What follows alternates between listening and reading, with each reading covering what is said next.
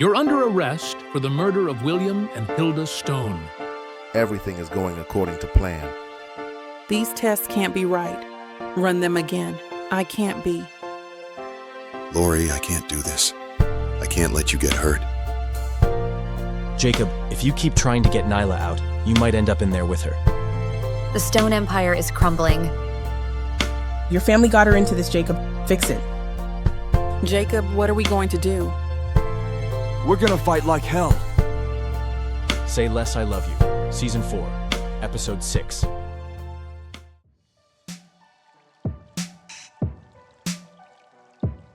Chapter 332. Nyla. I hear my pulse thundering in my ears the moment I'm led through the courthouse doors.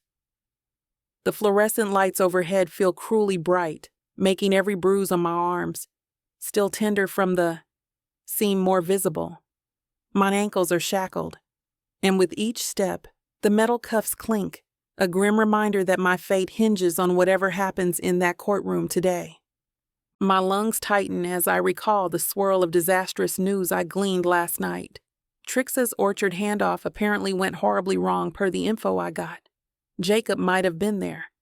There was gunfire, people injured, or worse. And now, as I shuffle past uniformed bailiffs who refuse to meet my eyes, a tiny voice hammers at me. What if Jacob's not here? What if they got him too? I try to ignore the worst-case scenarios flooding my mind. One bailiff nudges me forward impatiently. A wave of motion sickness washes over me, courtesy of anxiety and another day of nausea that's plagued me for weeks. My secret, the baby only a handful of people might suspect, twists in my gut.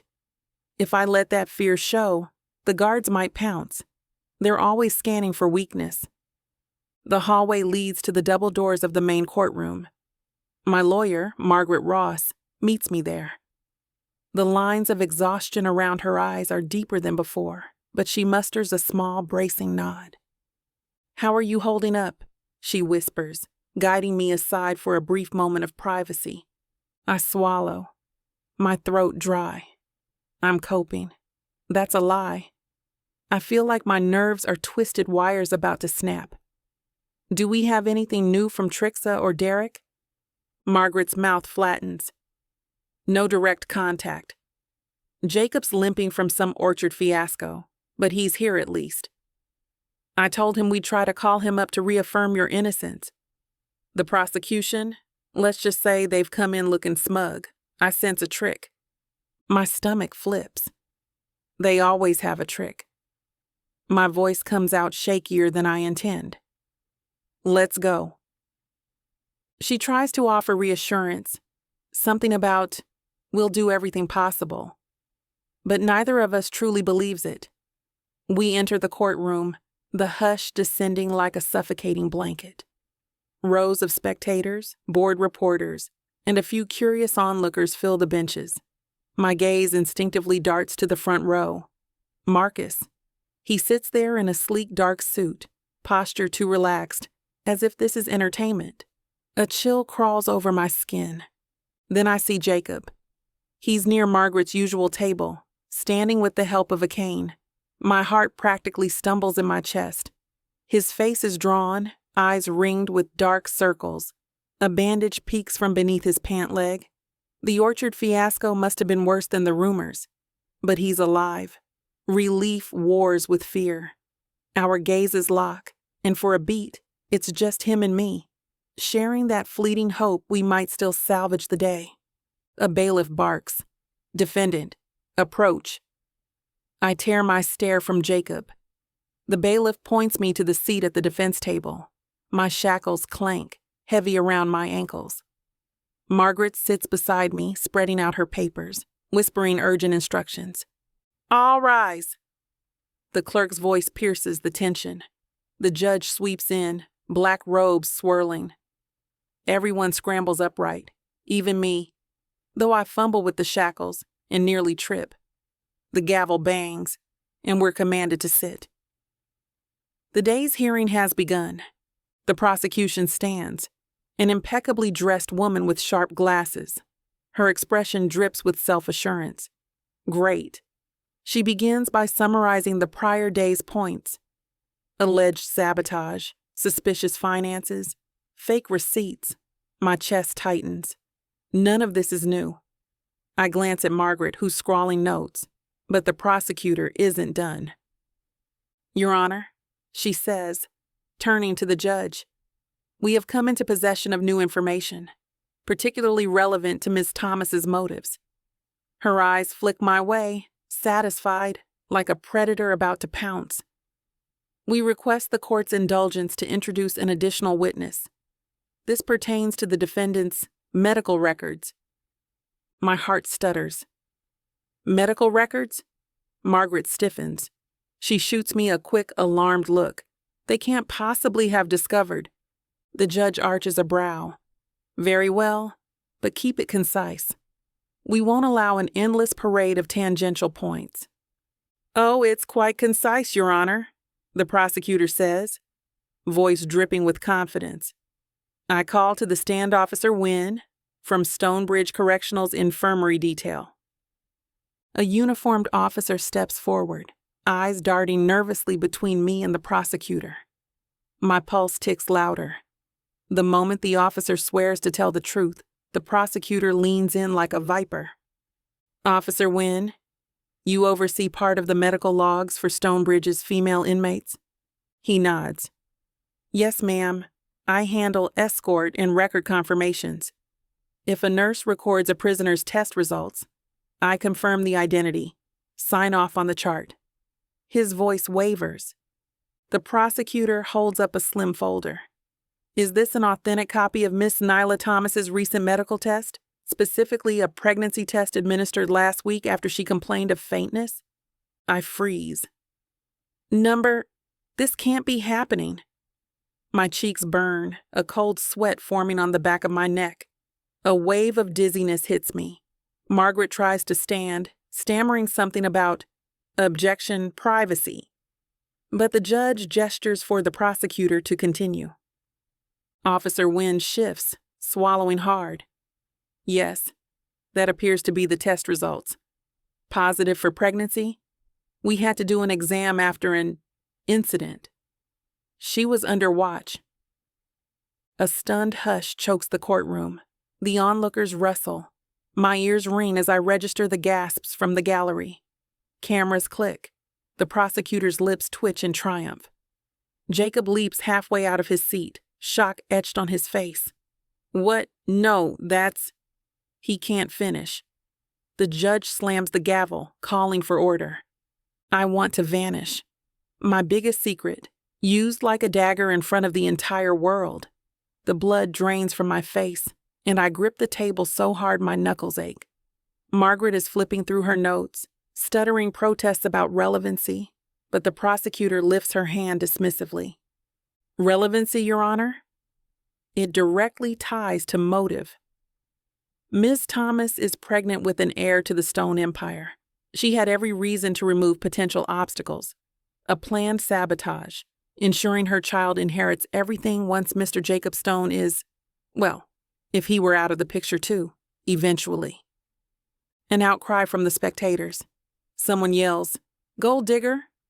Another shrill voice calls, "She's lethal." My vision blurs. Up front, Marcus smirks, arms folded, leaning back with smug satisfaction. He did this, I realize, numb. He bribed the right officer or nurse to leak the test results. Jacob stands, ignoring the bailiff's attempts to quiet him. "That's outrageous!" he shouts across the room, voice shaking with fury. "How dare you invade her medical privacy? She didn't even get to confirm it properly." The judge bangs the gavel, face stormy. "Mr. Stone, control yourself or I'll hold you in contempt. Counsel will proceed, but keep this under control." Tears burn my eyes. My arms shake so fiercely I can't keep them still. My pregnancy, my baby, twisted into a sinister scheme for murder. I catch Margaret's gaze. She's pale, stammering about lack of foundation, but the momentum is unstoppable now. The prosecutor gestures dramatically. "We have official prison records, Your Honor. And we have direct statements from staff confirming Ms. Thomas complained of dizziness, consistent with early pregnancy. She's well beyond the first trimester, we believe. Isn't that correct, Officer Wynne? The officer just nods miserably, eyes on the floor. Yes, ma'am. I want to scream that I never wanted this to become public. I was forced to do that humiliating exam. The barbed swirl of accusations stabs deeper. I can almost hear the unspoken question. Did I plan to kill the entire Stone family so my unborn child would inherit Stone Hospital? The prosecutor turns back to me now, gaze like ice. Ms. Thomas, do you deny you're pregnant with Jacob Stone's child? I'm open my mouth, but all that emerges is a ragged breath. The entire courtroom waits, devouring my silence. Margaret tries to rise, but the prosecutor points an accusing finger. Let Ms. Thomas answer. The father is the same man you allegedly manipulated, correct? My pulse thrashes. That's not... Jacob and I... My voice cracks, tears sliding down my cheeks. I didn't manipulate anything. We were going to... I can't form the words. My throat closes up, my heart pounding so violently I fear I'll black out. She pounces. So you are pregnant by Mr. Stone, yes? A hush. Jacob stares at me from across the room, expression agonized. I can't lie. Tears burn, but I nod jerkily, face hot with shame. The gallery erupts in scandalized murmurs. And yet you never mentioned this child to the court, the prosecutor presses. Is it because you orchestrated sabotage so your child would be the sole heir to the Stone Empire? Do you perhaps intend to get rid of Julia Stone and Jacob Stone as well? No, I choke out, tears slipping free. That's insane. I would never. I love Jacob. I never. My breath shudders. The entire world seems to tilt. I see cameras clicking, reporters scribbling. The prosecutor's voice climbs. Did you fear Hilda and William Stone would contest your position? Perhaps you took matters into your own hands. Now your unborn child stands to gain everything, once Jacob Stone is also dispatched. Objection, Margaret nearly yells. Speculative, inflammatory, but the judge only waves for the prosecutor to rephrase. The damage is done. A wave of nauseous heat sweeps my body. Kill Jacob? Are they insane? A bright flash. A reporter snapping photos. The prosecutor levels a final blow. Ms. Thomas, how can the jury trust your denials? When you hid this pregnancy from the very start, was it not a deliberate plan to eliminate the Stone family so you and your unborn child inherit millions? My vision tunnels. Bright spots dancing. I can't breathe. Everything is spinning out of control. The baby. Jacob. Marcus's satisfied smirk. I sense him behind the prosecution's table, eyes glinting with triumph. Margaret tries to pivot, voice urgent. Your Honor, we request an immediate recess. This line of questioning is... She might as well be whispering into a void. The entire courtroom is too riveted by my meltdown. My composure finally cracks. Emotion breaks out of me in a ragged sob. No, no, no. I manage, pushing up from my seat. I half stand, but the bailiff's hand closes on my shoulder. That's not what happened, I shout, tears streaming. I never wanted them dead. Marcus is behind all this. My words jumble, each syllable heavy with desperation. Across the aisle, Marcus's posture is relaxed, his lips curled in a faint, smug smile. My knees shake. The condemnation from the spectator's eyes weighs me down like lead. My baby, forcibly exposed. The prosecution's mocking insinuations ring in my skull. She might kill Jacob next. I gasp for air, the courtroom swirling. Jacob tries to rush forward, fury on his face. Stop this, he yells. You can't do. She's not. But the bailiff blocks him, forcibly pressing him back. Sit down, someone yells. Another wave of camera flashes blinds me. Margaret is pulling at my elbow, trying to calm me, but her voice is lost in the pounding of my heart. The heat from the overhead lights intensifies. My stomach churns violently. I glimpse the judge banging the gavel for order, but no one listens. Marcus stands, arms folded across his chest. He leans sideways to his lawyer, lips shaping words I can't fully hear, but the smugness in his expression is loud as a gunshot. I can almost imagine him whispering, "She's finished." A wave of dizziness overtakes me. My chest constricts painfully as if a vice grips my lungs. I want to scream that I'm innocent, that this baby is the product of love, not ambition. But all that emerges is a broken sob. Margaret's hand clamps on mine. "Nyla, breathe. Breathe," she pleads, but black spots crowd my vision. I sway on my feet, hearing the shuffle of footsteps as the bailiff tries to steady me. "Stop looking at me like that," I burst out, voice trembling, my gaze landing on the jury that stares with parted lips, half pity, half condemnation. "I didn't do this. I love Jacob. My knees buckle. The walls tilt. The last thing I sense is Jacob's frantic shout, the judge's gavel rapping. Then everything dims, my body crumpling as the swirl of condemnation crushes me. I come to in a flurry of noise. My eyelids flutter. Pain throbs in my temple, and my mouth tastes bitter. Overhead, the courtroom lights glare like 1,000 suns, making me wince. The acrid tang of aftershave or some strong chemical stings my nose. My head aches fiercely. Margaret's voice drifts in, urgent. "She needs space. Remove those cuffs. She can't breathe." There's a jangle of metal, and the tightness around my wrists eases. The bailiff must have undone them. I blink rapidly, vision clearing enough to see a paramedic or a court staff with a medical kit. Another wave of tears hits me. I'm on the floor, half slumped, my back propped against Margaret's knees. She strokes my hair gently. "Nyla, can you hear me?" I manage a faint nod. My lips part, but all that emerges is a ragged exhale. My chest is tight from sobbing. My entire body trembles with humiliation. The entire courtroom must be gawking at the pregnant woman who just fainted from stress, giving them the perfect scandalous headline. Jacob's voice pierces the haze. "Let me near her." He's pushing through. I feel his hand on my shoulder, warm and frantic. The bailiffs protest, but the judge, presumably alarmed by the meltdown, doesn't forcibly stop him now. My gaze drifts to Marcus, standing near the prosecution's table. He's not even feigning concern. No, his lips are curved in that vile little grin. A fresh wave of anguish floods me. He's winning. He's effectively turned my pregnancy into a weapon, destroyed my credibility, and I just collapsed in front of everyone, handing them a dramatic spectacle.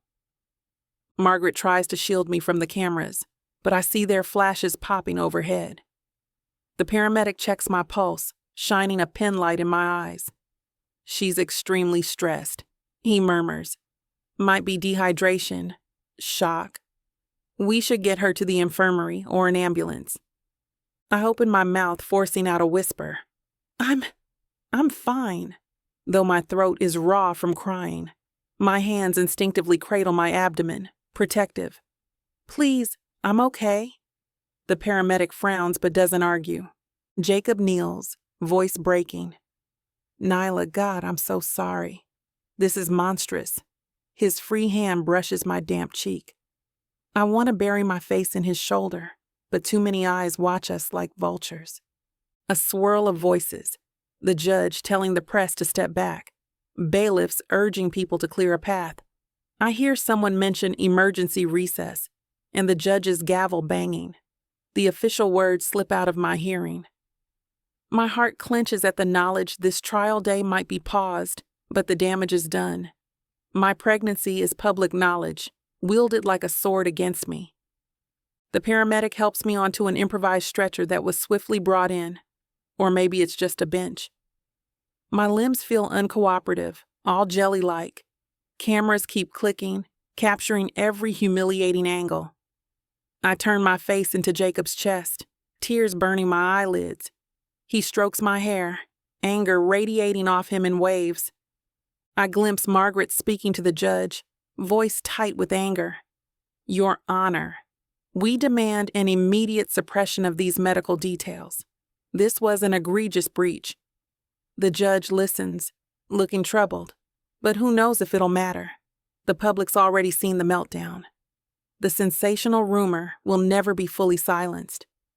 Marcus stands off to the side, arms still folded, wearing an expression of polite concern that I know is fake. My stomach churns with hate and fear. He wanted me to break. I close my eyes, letting the paramedic examine me.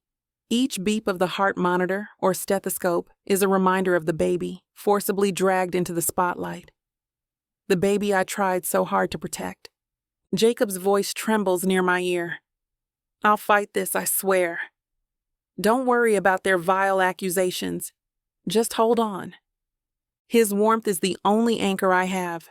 My entire body sags, exhaustion claiming me. The paramedic checks my pulse again, nodding that it's stabilizing. The bailiff announces, "Clear the aisle. We're moving her out." I feel the stretcher jerk forward. Faintly, I see the jury's startled faces, half distorted by tears. The press stands in a frenzy near the back.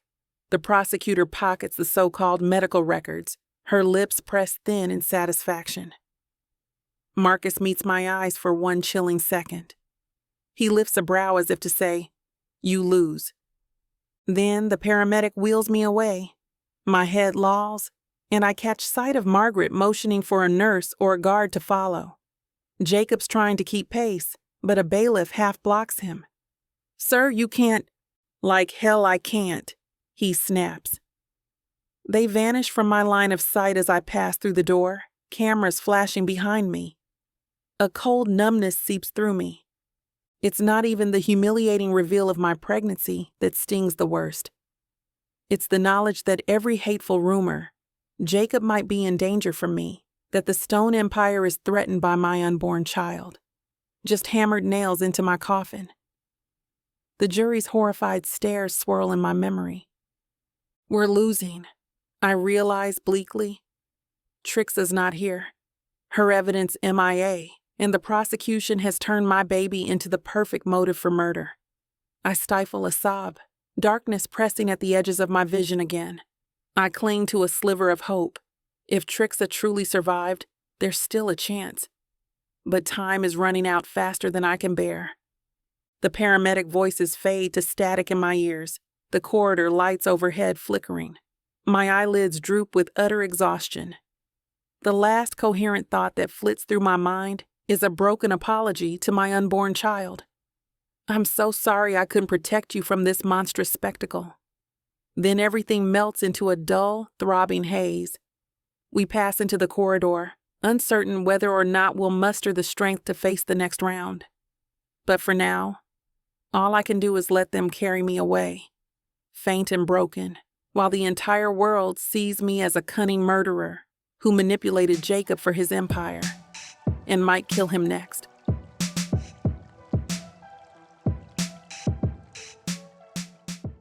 I thought I was getting a fake marriage, but I didn't know my story was being told by Miss Nyla. This isn't just any fake marriage now, is it? No. You introduced me to the devil. Come on, girl. Jacob isn't that bad. Oh, I love Jacob. His family, on the other hand? Beggars can't be choosers, Nyla. You should be grateful I even let Jacob Stone look your way. I just wanted to save my granddaddy. Is that so bad? Why couldn't you let this be a normal fake marriage? Instead, you put me in a twisty story filled with money, betrayal, power, and lies. Let's not forget love. That's what keeps me going. But not gonna lie, Miss Nyla. This story you got me in ain't the simple fake marriage happy ending I thought it would be. It's not. Where would be the fun in that? Treat yourself to Say Less, I Love You. New releases every Thursday, now with longer episodes. Or skip the wait and grab the full series bundle from TylaWalker.com for up to 85% off. Treat yourself with Miss Nyla.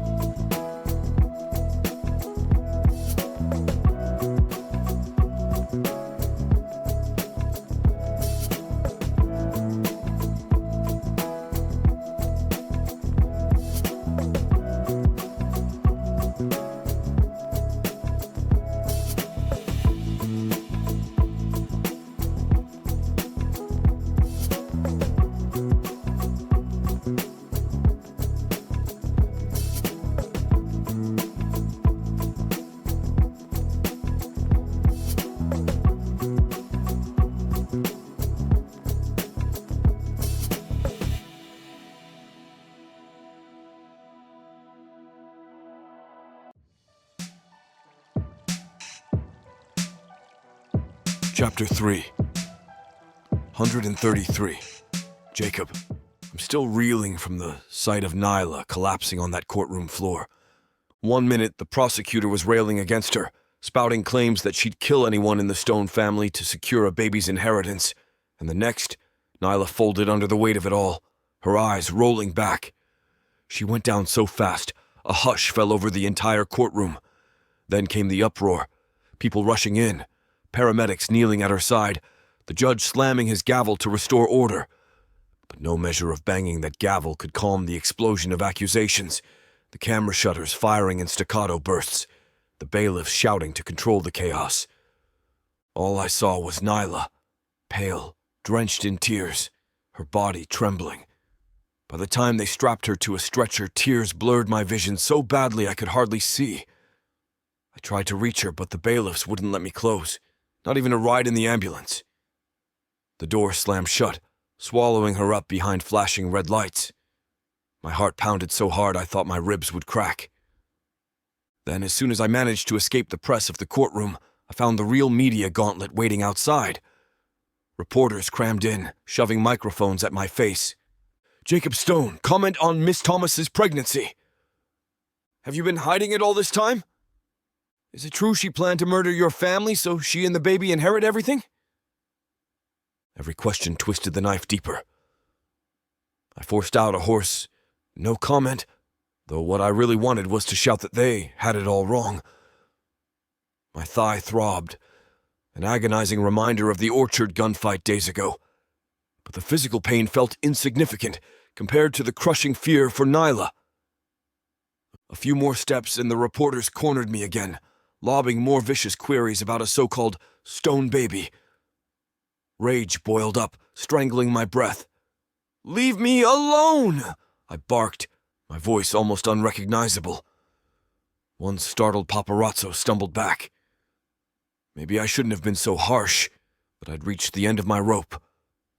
Finally, I reached the far side of the building, where Margaret, Nyla's lawyer, stood with arms folded, her eyes worried. She broke the news in a hushed tone. They took Nyla to Crestwood Private Hospital, so there's no conflict of interest with Stone Hospital. The judge is furious about discovering her pregnancy in open court, but he's giving us a small postponement. She grimaced. "It won't last long, Jacob.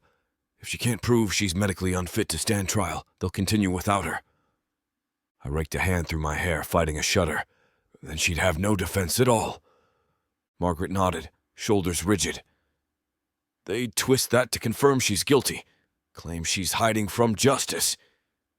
Meanwhile, the press is devouring this. They'll say her meltdown proves guilt, or that it's some grand performance." She gripped my arm. "You need to ensure Nyla's in a safe environment. She's at the edge, Jacob."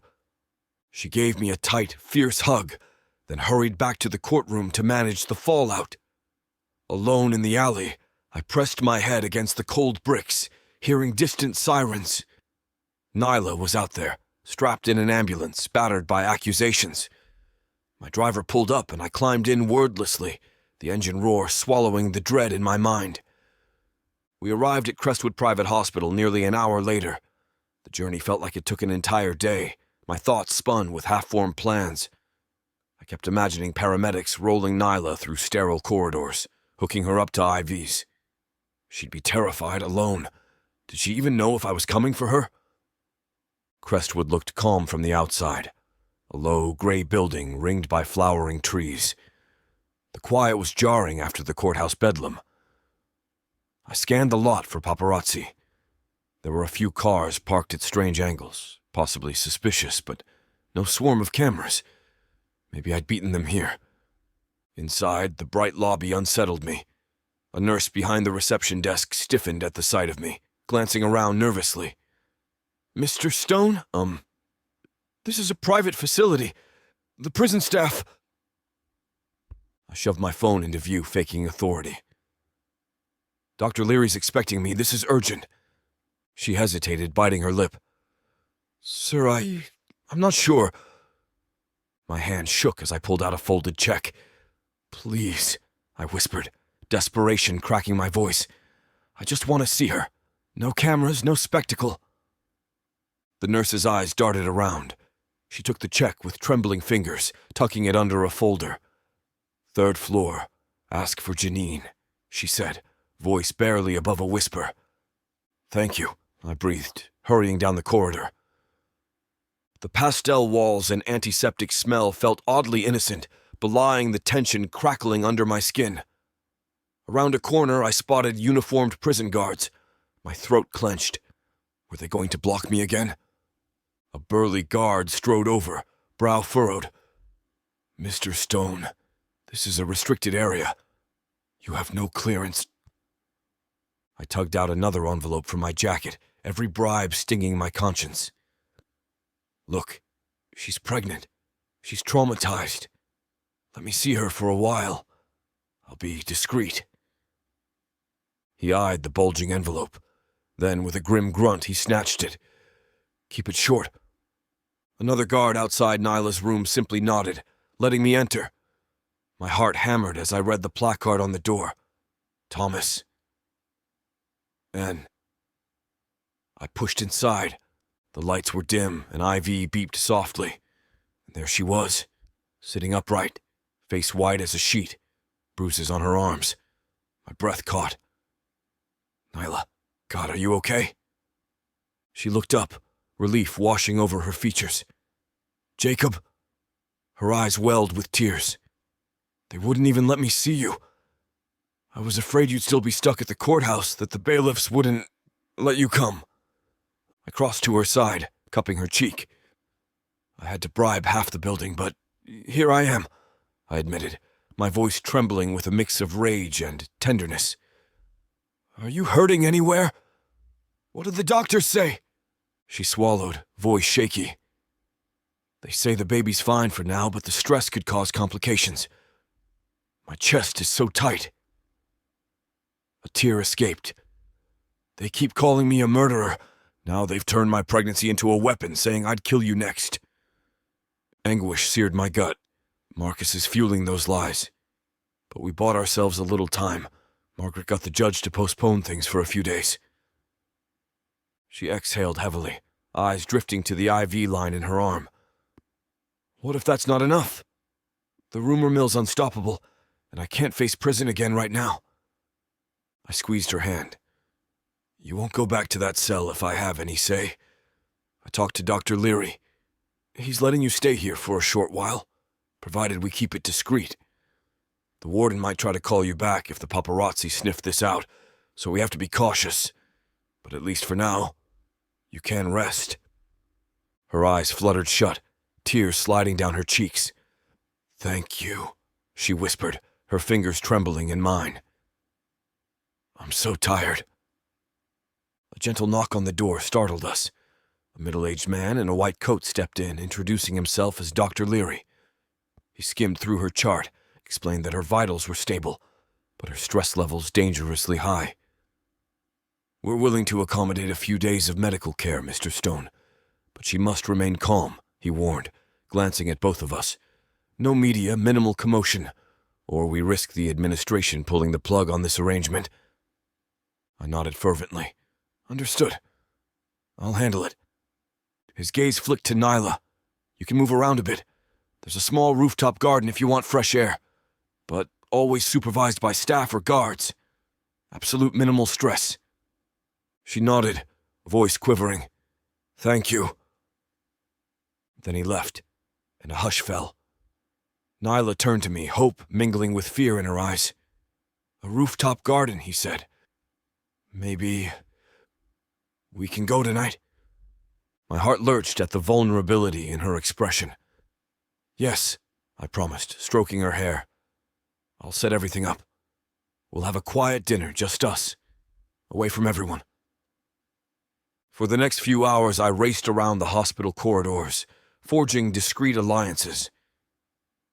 Janine, a sympathetic nurse, agreed to help me transform the rooftop into a tiny refuge. A table, battery-powered candles, a flower, and a vase.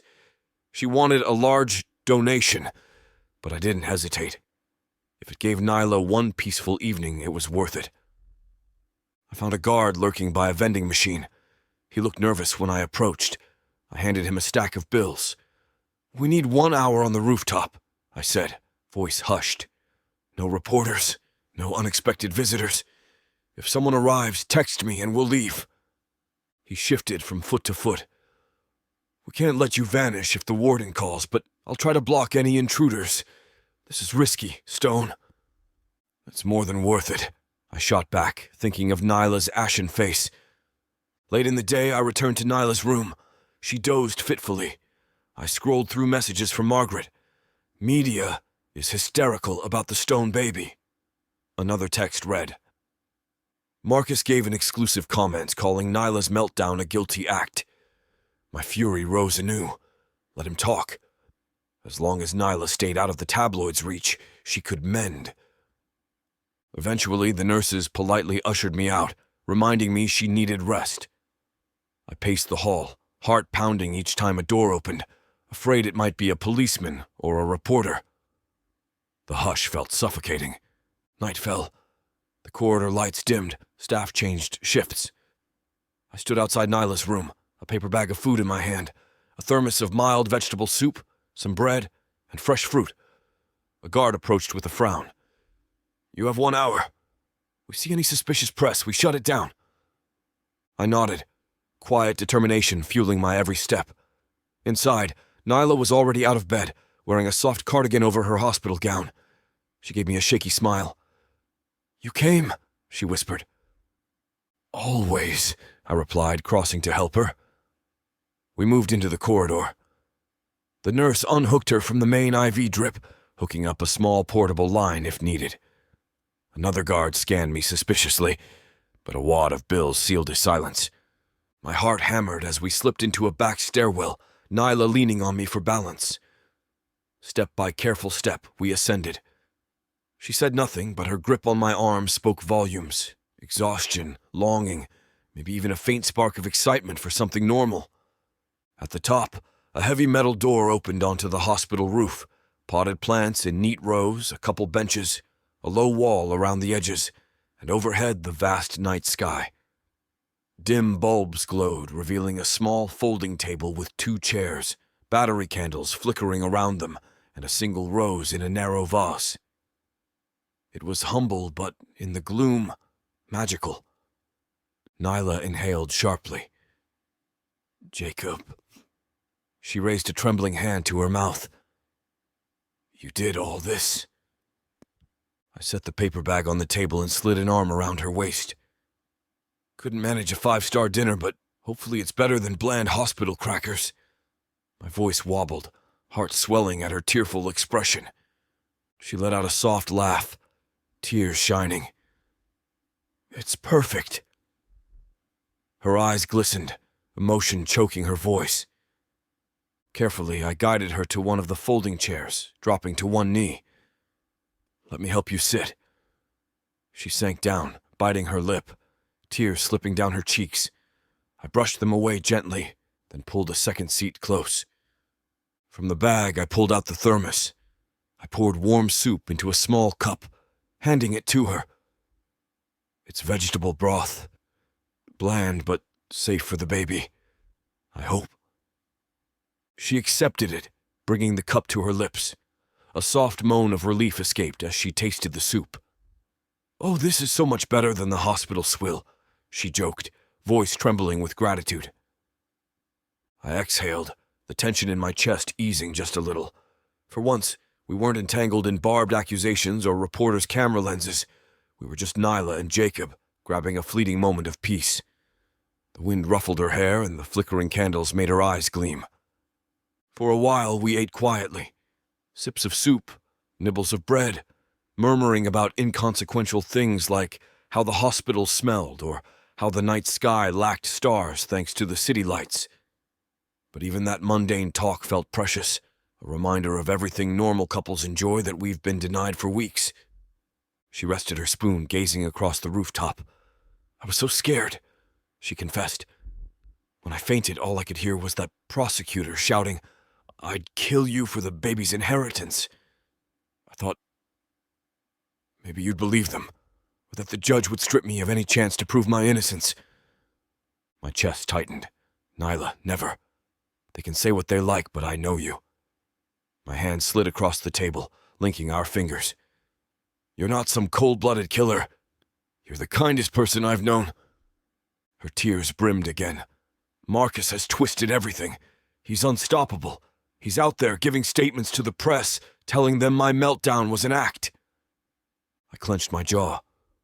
"If he's unstoppable, then we're immovable," I said fiercely. "I'll keep bribing guard staff, whatever it takes to buy us time to find a hole in his lies. You just focus on resting, okay?" She gave a watery smile, eyes dipping to her lap. I never imagined I'd need hush money just to see my fiancé. A pause, then her voice softened. "Thank you. I know this can't be easy." My heart lurched. "I'd do it 1,000 times if it means keeping you and our child safe." She sniffed, tears rolling anew. "I wish we could freeze this moment and never go back to that trial."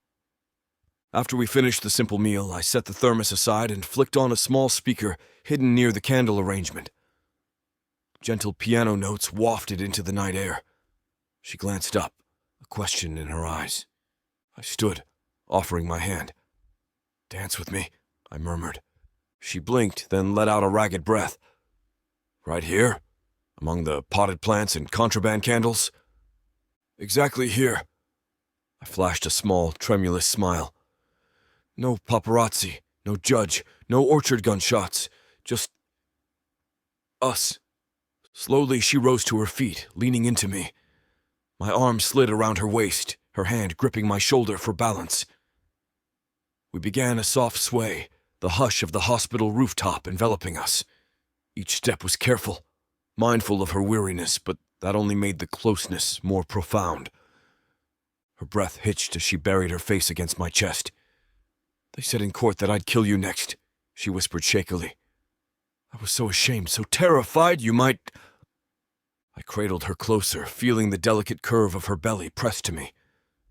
"Never think that," I said, voice thick. "I trust you with my life." She let out a shuddering exhale, tears soaking my shirt. "The baby. The media is using our baby to paint me as some black widow. I feel so powerless." Anguish roared in me. "I'm sorry," I murmured, pressing a kiss to her temple. "This is their twisted narrative, not the truth. We'll prove them wrong."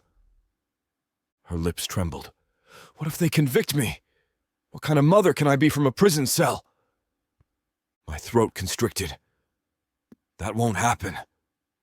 The words came out sharper than I meant, fueled by my own desperation. "I won't let it." We fell silent, the faint strains of piano music carrying the weight of our unspoken fears. I felt her trembling in my arms, a fragile bird battered by storms. Her arms slid around my neck, clinging. I tried to focus on the gentle steps of our dance, tried to block out the dread pounding in my skull. A subtle cough broke our bubble. A guard stuck his head out, face pinched. "Sir, Miss Thomas, we have a situation. A suspicious car's been spotted near the gates. Could be the press. We might have to shut this down if they come inside." She tensed, eyes wide with alarm. Can't we have a single night?" Fury burned in my chest. "Give us just a few more minutes," I told the guard. He frowned, nodded curtly, then vanished back into the stairwell. Nyla let out a shaky sob, burying her face against me. "This is so unfair." I kissed her hair, breathing in her scent. "I know," I whispered, "but we had this moment. Even if it's short, it's ours." She lifted her gaze, tears streaming silently. "Jacob, thank you for fighting for me. I can't survive this without you." My heart broke at the raw vulnerability in her eyes. "I love you," I said, voice trembling. "I'd destroy the entire city if it meant keeping you safe." Her lips parted, emotion shining. "I love you too," she managed. "I don't deserve you." "Yes, you do," I insisted, gently brushing away another tear. "You deserve a life free from lies. We'll get it back. One day we'll have normal dinners, normal nights under the stars, No hush money, no guards. She sniffled, a watery smile flickering. Promise? I pressed my forehead to hers, breathing in her warmth. On my life! And then, under the swaying glow of the candles, with the city's hush enveloping us, I leaned in. Our lips met softly at first, a tender brush that held all our sorrow and gratitude. But in seconds, it ignited into something deeper, a fierce, consuming kiss that spoke of our desperation and unwavering devotion. Her fingers tangled in my shirt, pulling me closer, and I tightened my hold around her waist, careful not to hurt her. The hospital rooftop faded, the guard's warning receded, and for that heartbeat in time, it was just Nyla and me, pressed together in a vow of love that refused to be broken by rumors or prison bars. Tears slipped down her face, and I tasted salt as our kiss deepened. A quiet sound escaped her throat, part sob, part longing, and I realized tears blurred my own vision too. This kiss was both an apology for every injustice thrown at her and a promise that we would endure. The candlelight danced around us, our shadows merging on the concrete floor. Her hands clutched desperately at my shoulders as though I was her lifeline in a raging sea. I clung back, heart hammering. We didn't speak. We didn't need to. In that moment, every doubt, every fear was momentarily washed away by the pure, raw surge of our connection. Time stretched, the soft piano track still echoing from the tiny speaker. Our breaths mingled, hearts drumming in unison. I felt her heartbeat, rapid against my own, and it struck me how miraculous it was that this woman, burdened by allegations and fear, still found the strength to love me, to trust me with her vulnerability.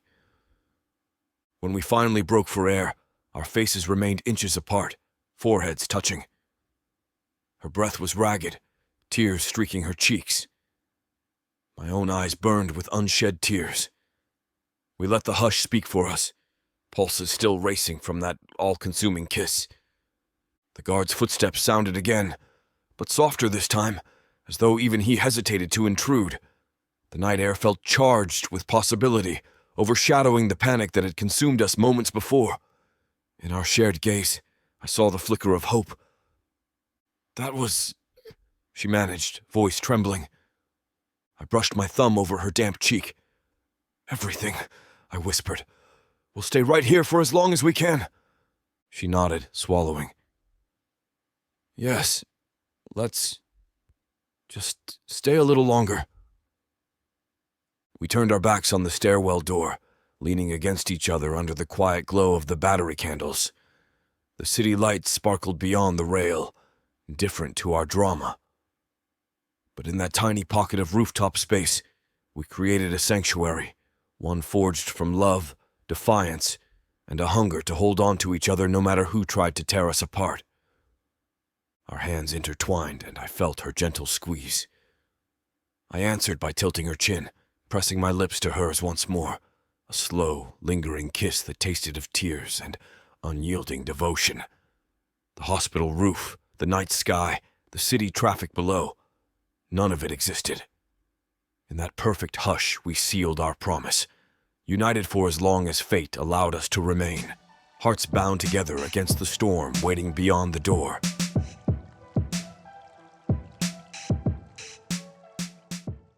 You know that feeling when a book pulls you in, wraps around you, and refuses to let go? When the tension is so thick, you swear you can feel it? Welcome to 30 sinfully addictive romance audiobooks that will ruin your sleep.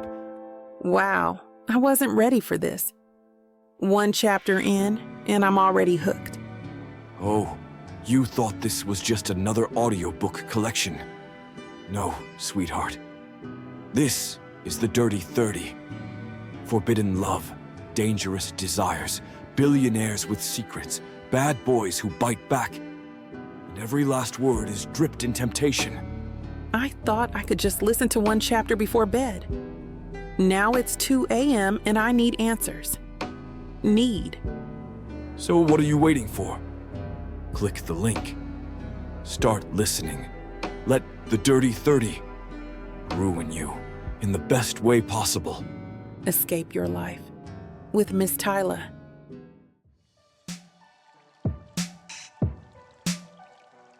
Chapter 334. Nyla, I'm still trembling when we step off the roof and into the stairwell. My skin tingles from the night wind, my heart brimming with an ache both tender and fearful. Moments ago, under the glow of battery candles, Jacob and I shared a stolen hour of peace. Now it's over, and the guard's curt whisper, warning us that reporters might be downstairs, echoes in my head, cutting through the lullaby of piano music that's still ringing in my ears. I lean on Jacob's arm as we descend, nerves jangling with every step. The stairwell light is harsh compared to the soft rooftop glow. He tightens his hold, guiding me gently as though one misstep might shatter me. My IV line, taped to my hand, reminds me I'm still technically a hospitalized inmate, with only a few days to recover before the trial resumes.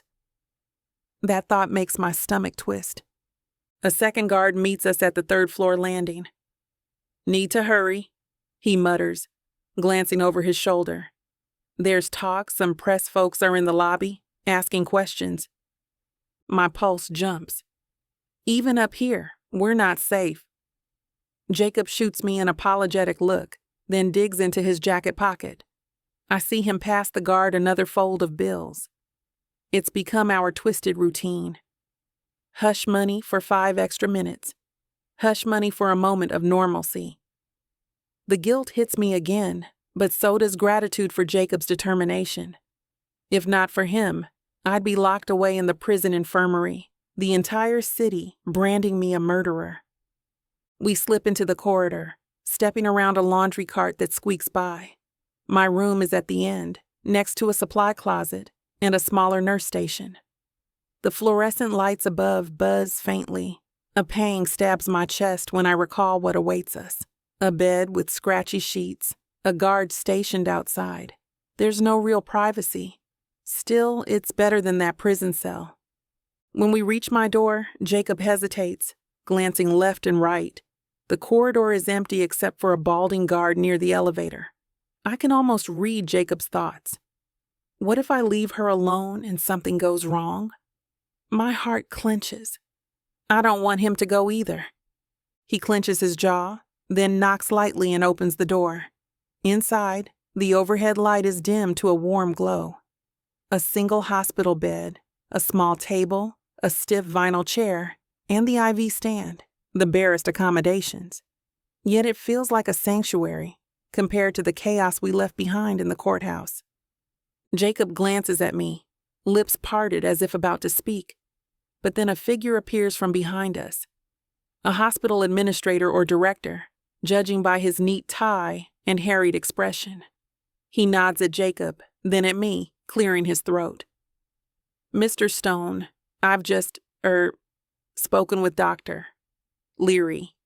He says Ms. Thomas needs rest, minimal disturbance, and you want to stay overnight?" Jacob's grip on my hand tightens.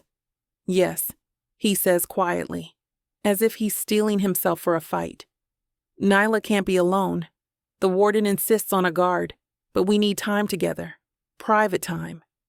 You owe me a favor, Director. I believe you remember the extension project at Stone Hospital that I personally helped expedite. Now I'm calling it in." The director's face flickers with discomfort. "This is highly irregular, you know. She's technically in custody." Jacob fishes a check from his jacket, not even flinching at the moral weight of it all. "We all do things we're not proud of, but I can't leave her. Not tonight."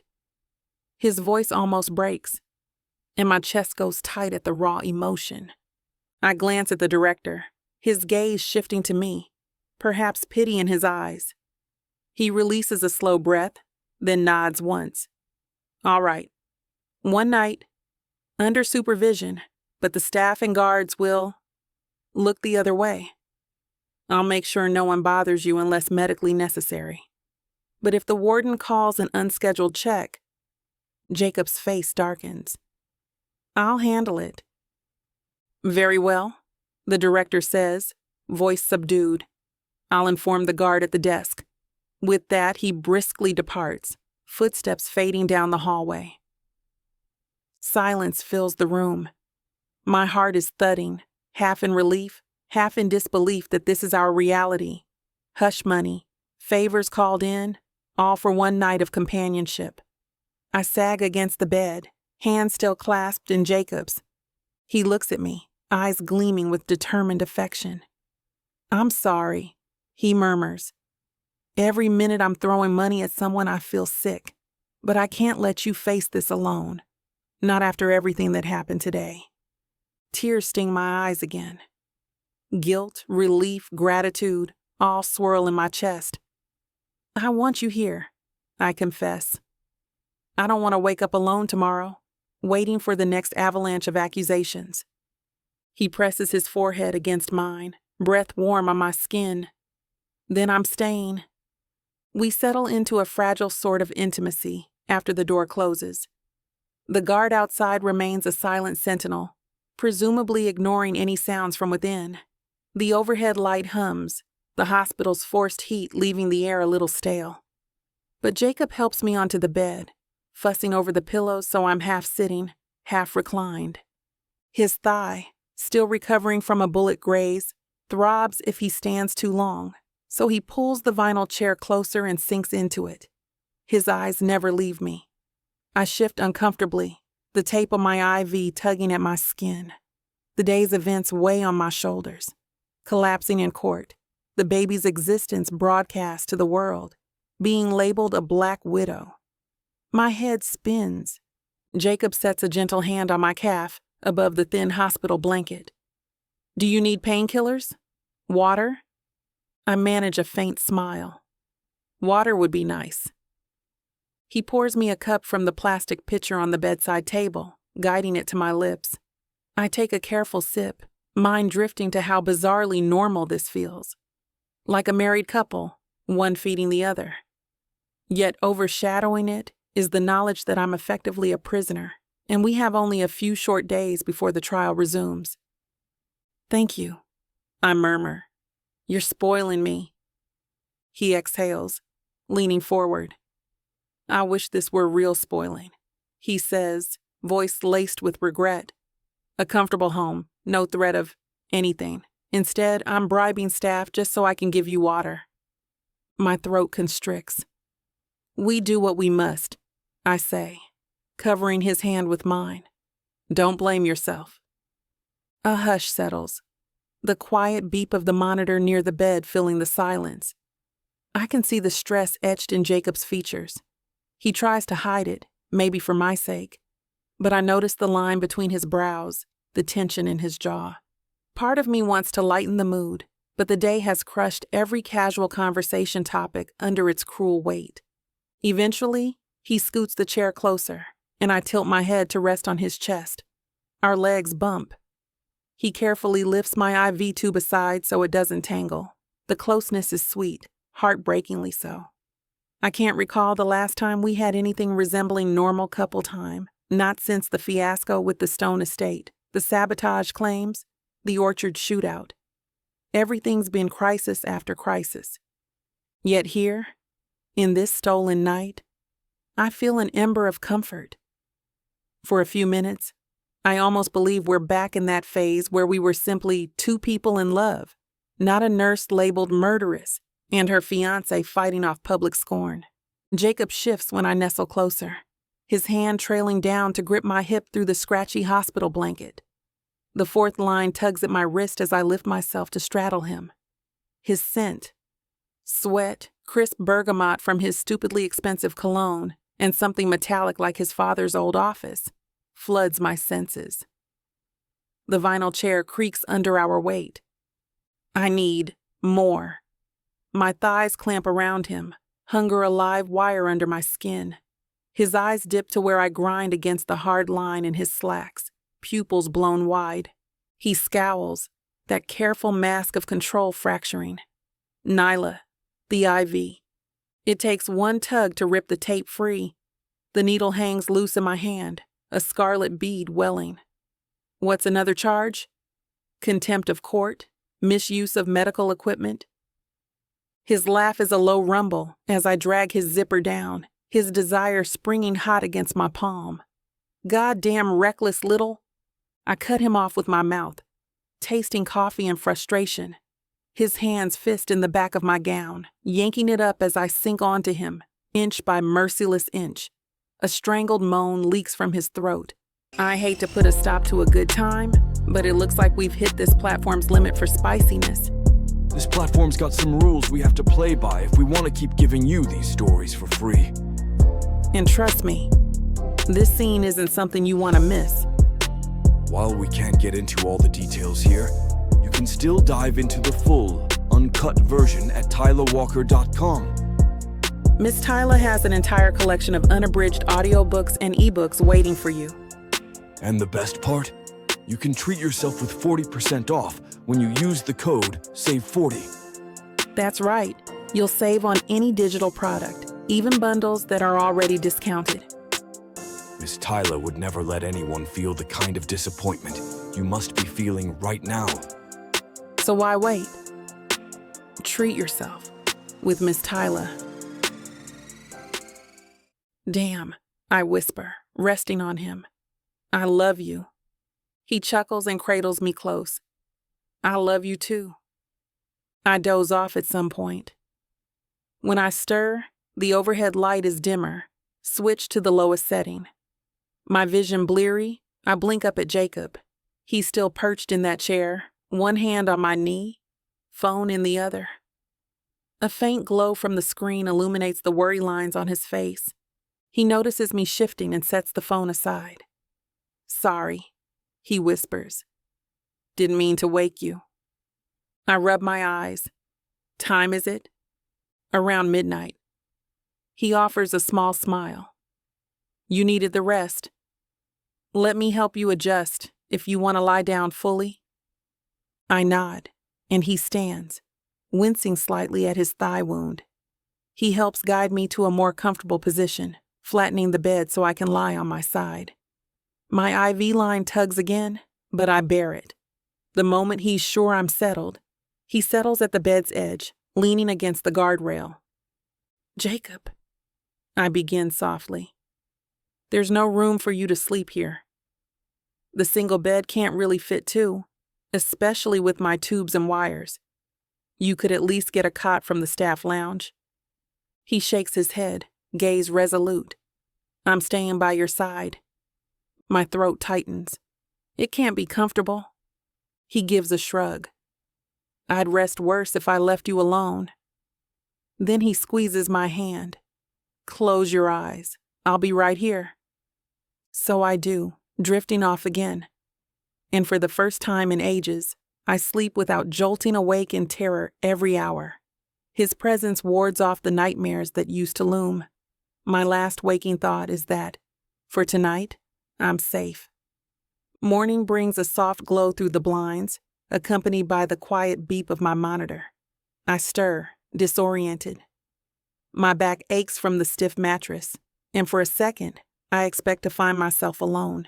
But then I see Jacob slumped in the chair, head resting on the edge of the bed, dozing. My chest tightens in a wave of gratitude. Jacob, I whisper, lightly brushing his hair. He blinks awake, groaning as he sits up. He forces a smile, though his eyes are red. Morning, I'd say slept well, but my neck's a war zone. A pang of concern hits me. I'm sorry. You didn't have to. He waves it off. It's nothing compared to what you're dealing with.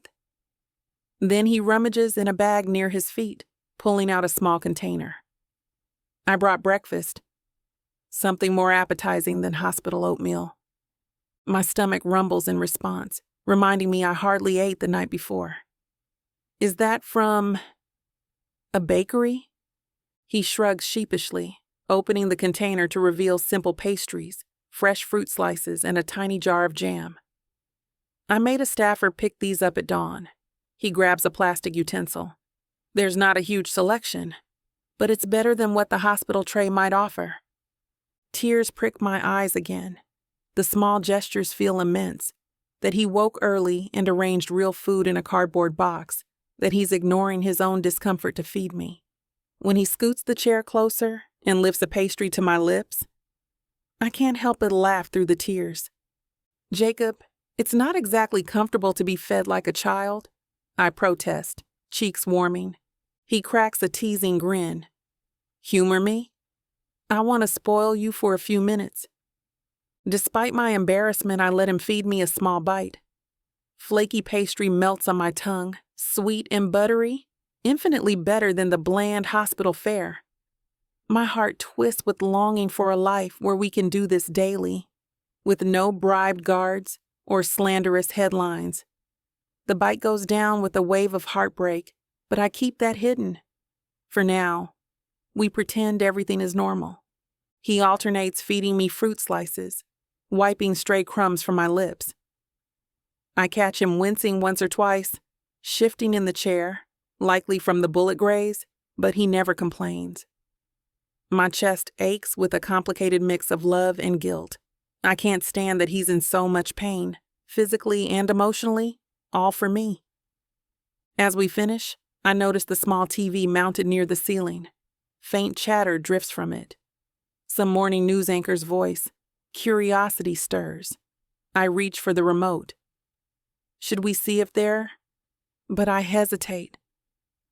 The last time I glimpsed the news, they were calling me a baby-killing black widow. My breath catches. Jacob's eyes darken, and he gently pries the remote from my hand. You don't need that, he says, pressing the power button. The screen goes dark. Not today. I swallow, tears burning again. He knows I'm too fragile.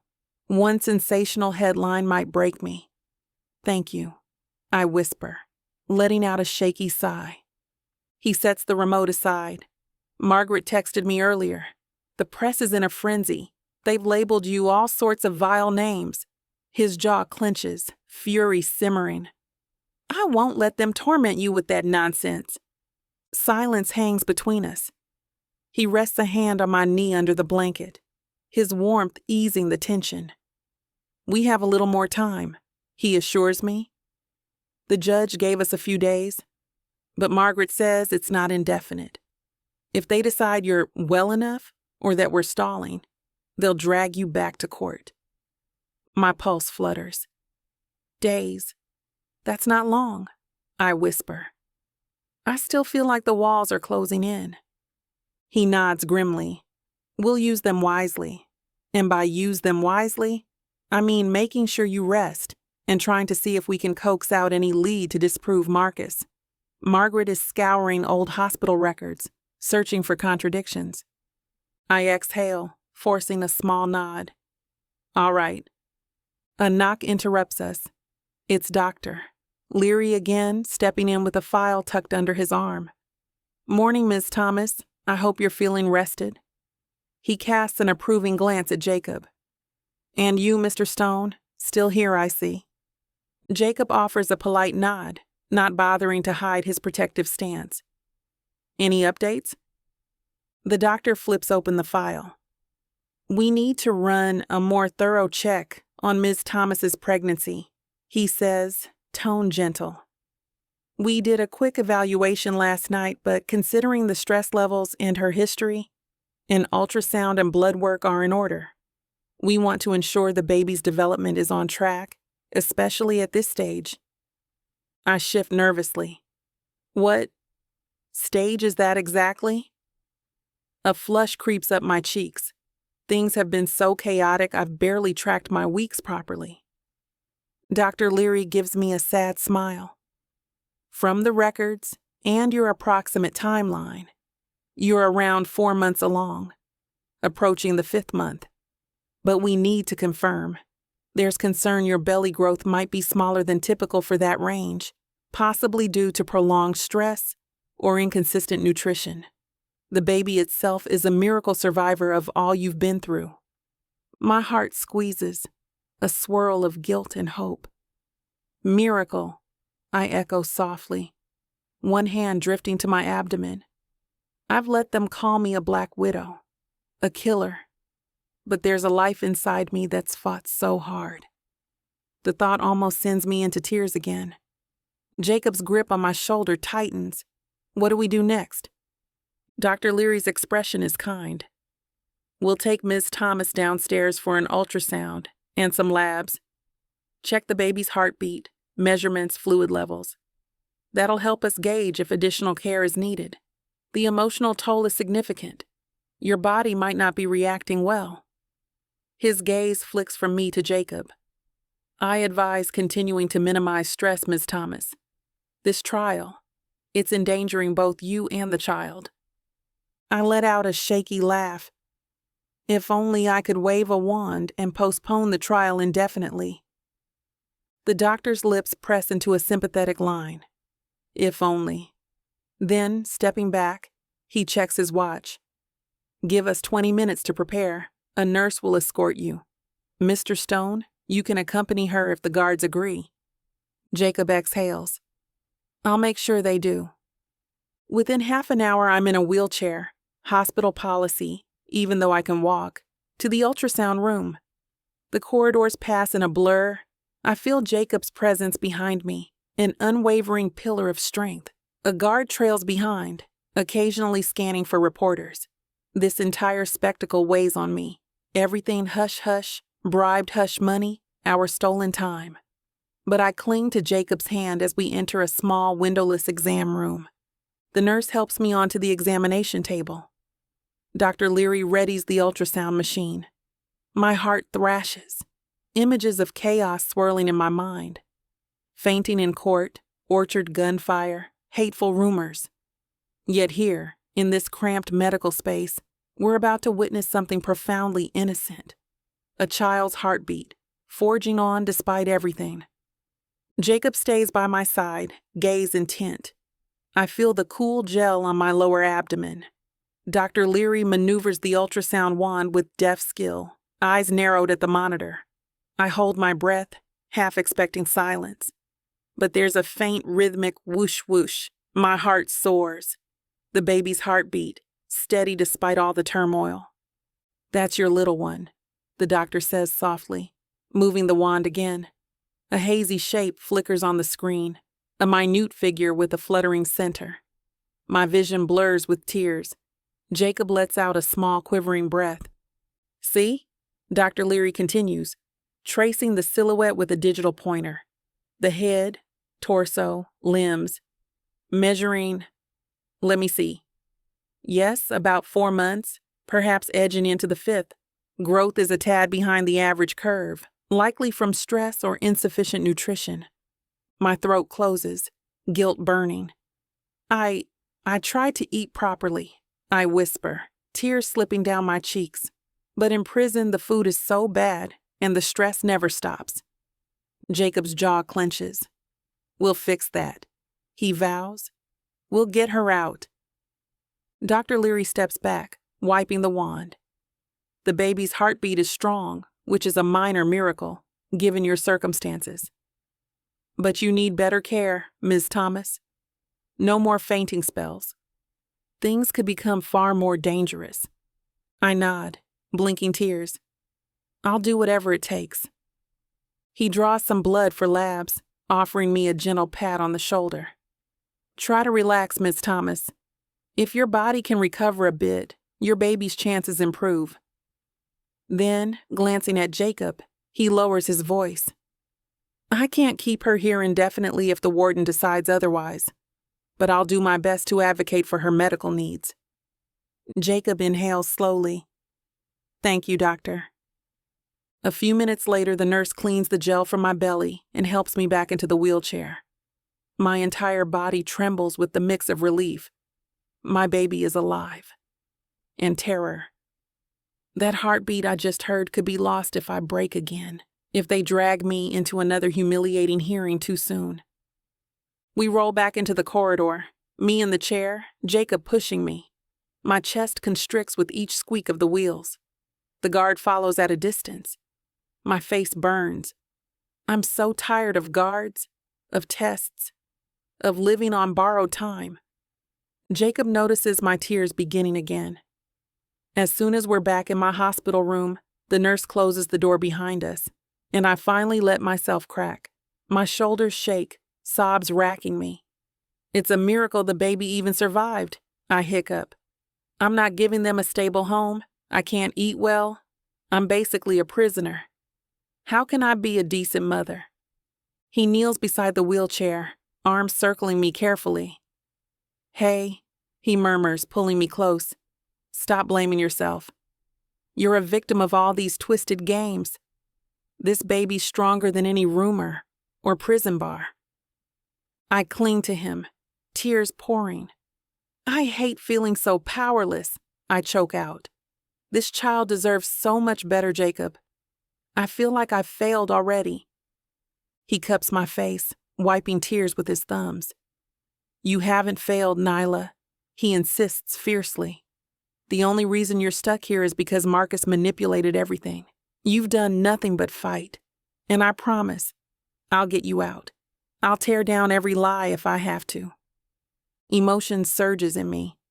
I see the conviction in his eyes, the unyielding love that hasn't faltered through all the bullets, the bribes, the smear campaigns. I press my forehead to his, letting out a trembling breath.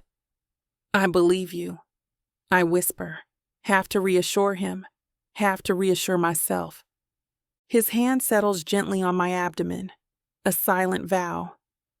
The baby is so small in there, yet we heard that heartbeat. We felt the promise of life. A quiet rap on the door frames shatters the moment. A guard steps partway in, clearing his throat. Sir, Ms. Thomas, I just got word from the warden's office. They might do a check-in this afternoon.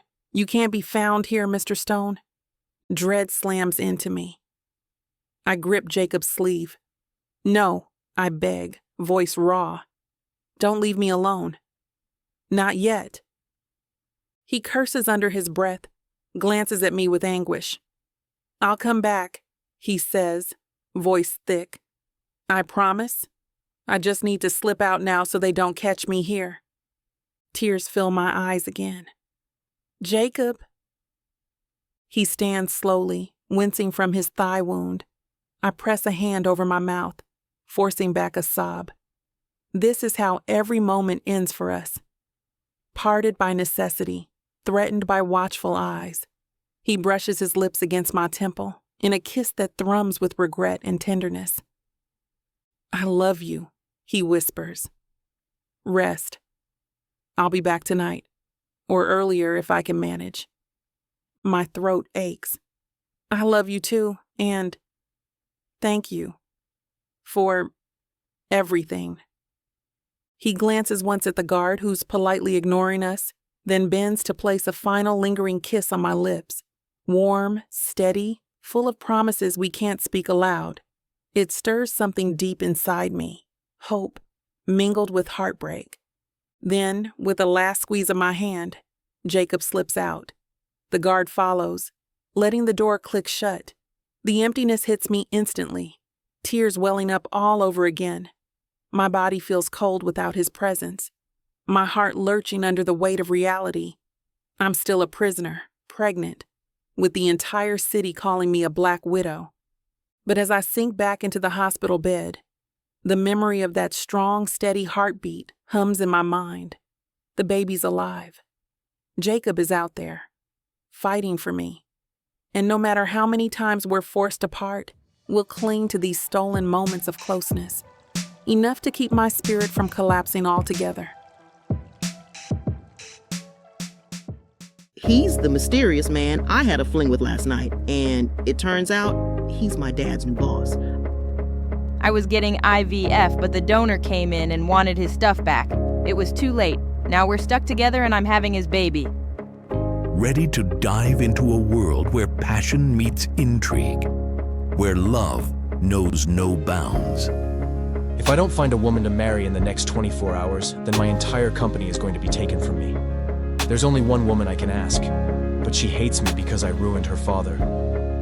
Introducing the Escape Your Life with Romance Book Bundle by Amazon best-selling author Tyla Walker, a collection of 100 standalone romances that promised to sweep you off your feet. And the best part? Get 90% off on the whole bundle, baby.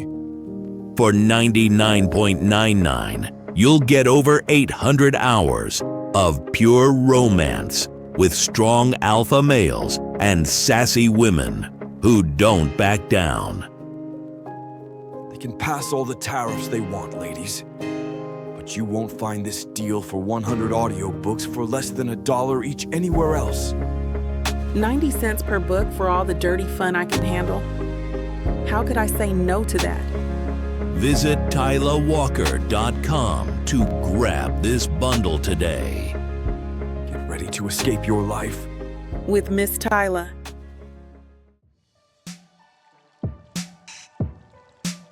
Chapter 335. Alexander. The mansion feels like it's suffocating me tonight. Every corridor, every side glance from the old loyalists, each swirl of half-whispered rumor. An endless reminder of just how precarious my situation is. There's a meeting in half an hour with Oleg and his faction. They want an update on Ivan's kidnapping. Want me to fix this fiasco or step aside. Doesn't matter that I'm only doing this because the family demanded it. Because they can't let Ivan spill our secrets under torture. I wouldn't care if he vanished forever, if not for the harm it might bring on the Solikov name. And Trixa? Another fiasco. I don't care about her personally. What happened in that orchard shootout is only relevant because she carried the evidence that might have helped Nyla Thomas. I promised Stone I'd keep watchers around Nyla.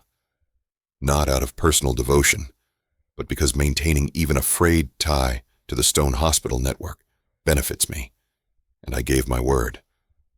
Now Trixa's disappearance and near-death has hammered our alliance with Stone. Meanwhile, Derek is missing too.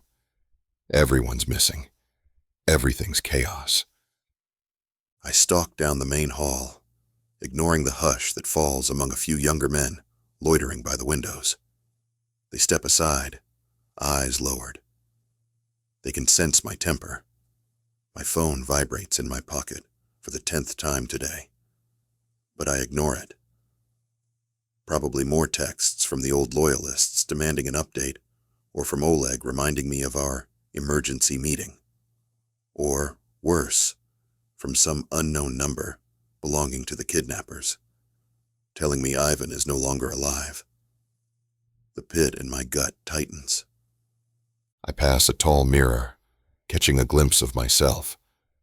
Sharp suit, face drawn with exhaustion, hair slightly disheveled from raking my fingers through it every 5 minutes. I look like a man on the brink. Perfect.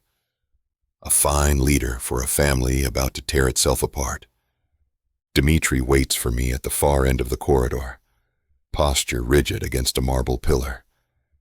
He's the only one I trust not to feed these swirling rumors. When he sees me approach, he dips his head. They're gathering in the dining room, he murmurs, stepping into my stride. Oleg's leading them. Mikhail's standing by your side. You ready? As ready as I'll ever be, I mutter, slowing near the threshold. The tall double doors are shut.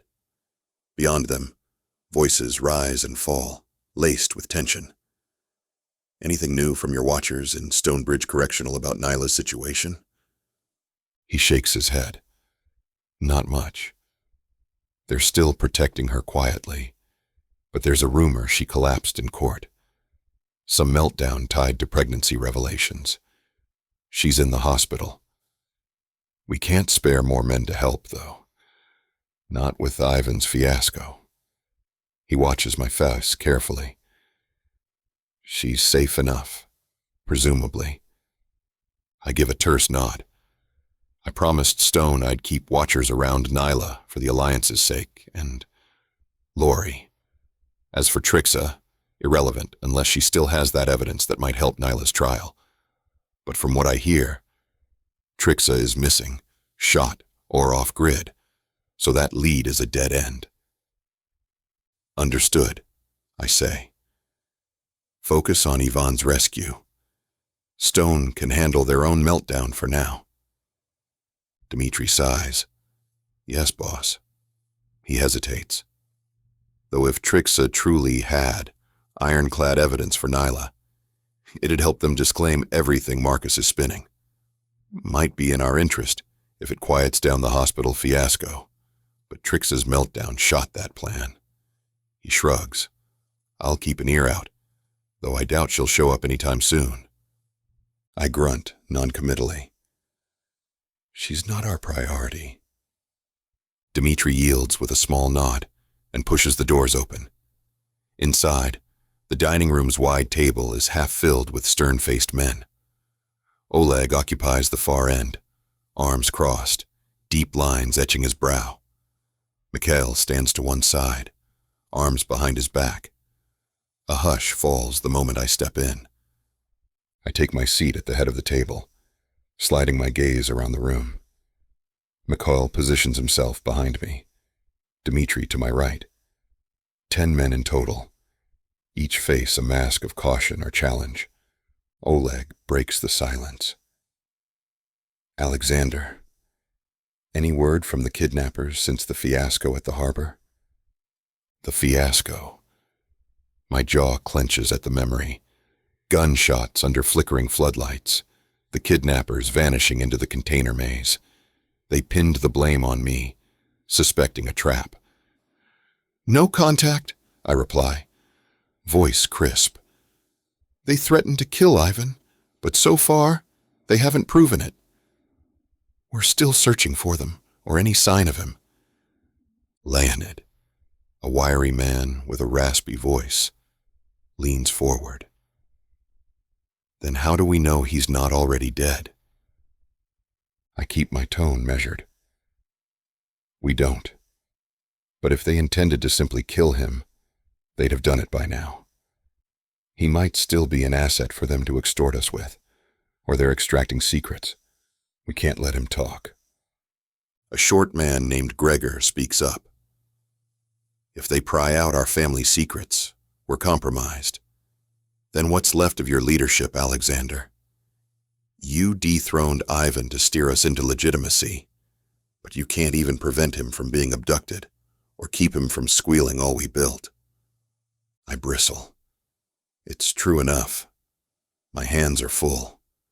I never said I'd handle it alone, but I have men combing the harbor district for leads. Dimitri's on it.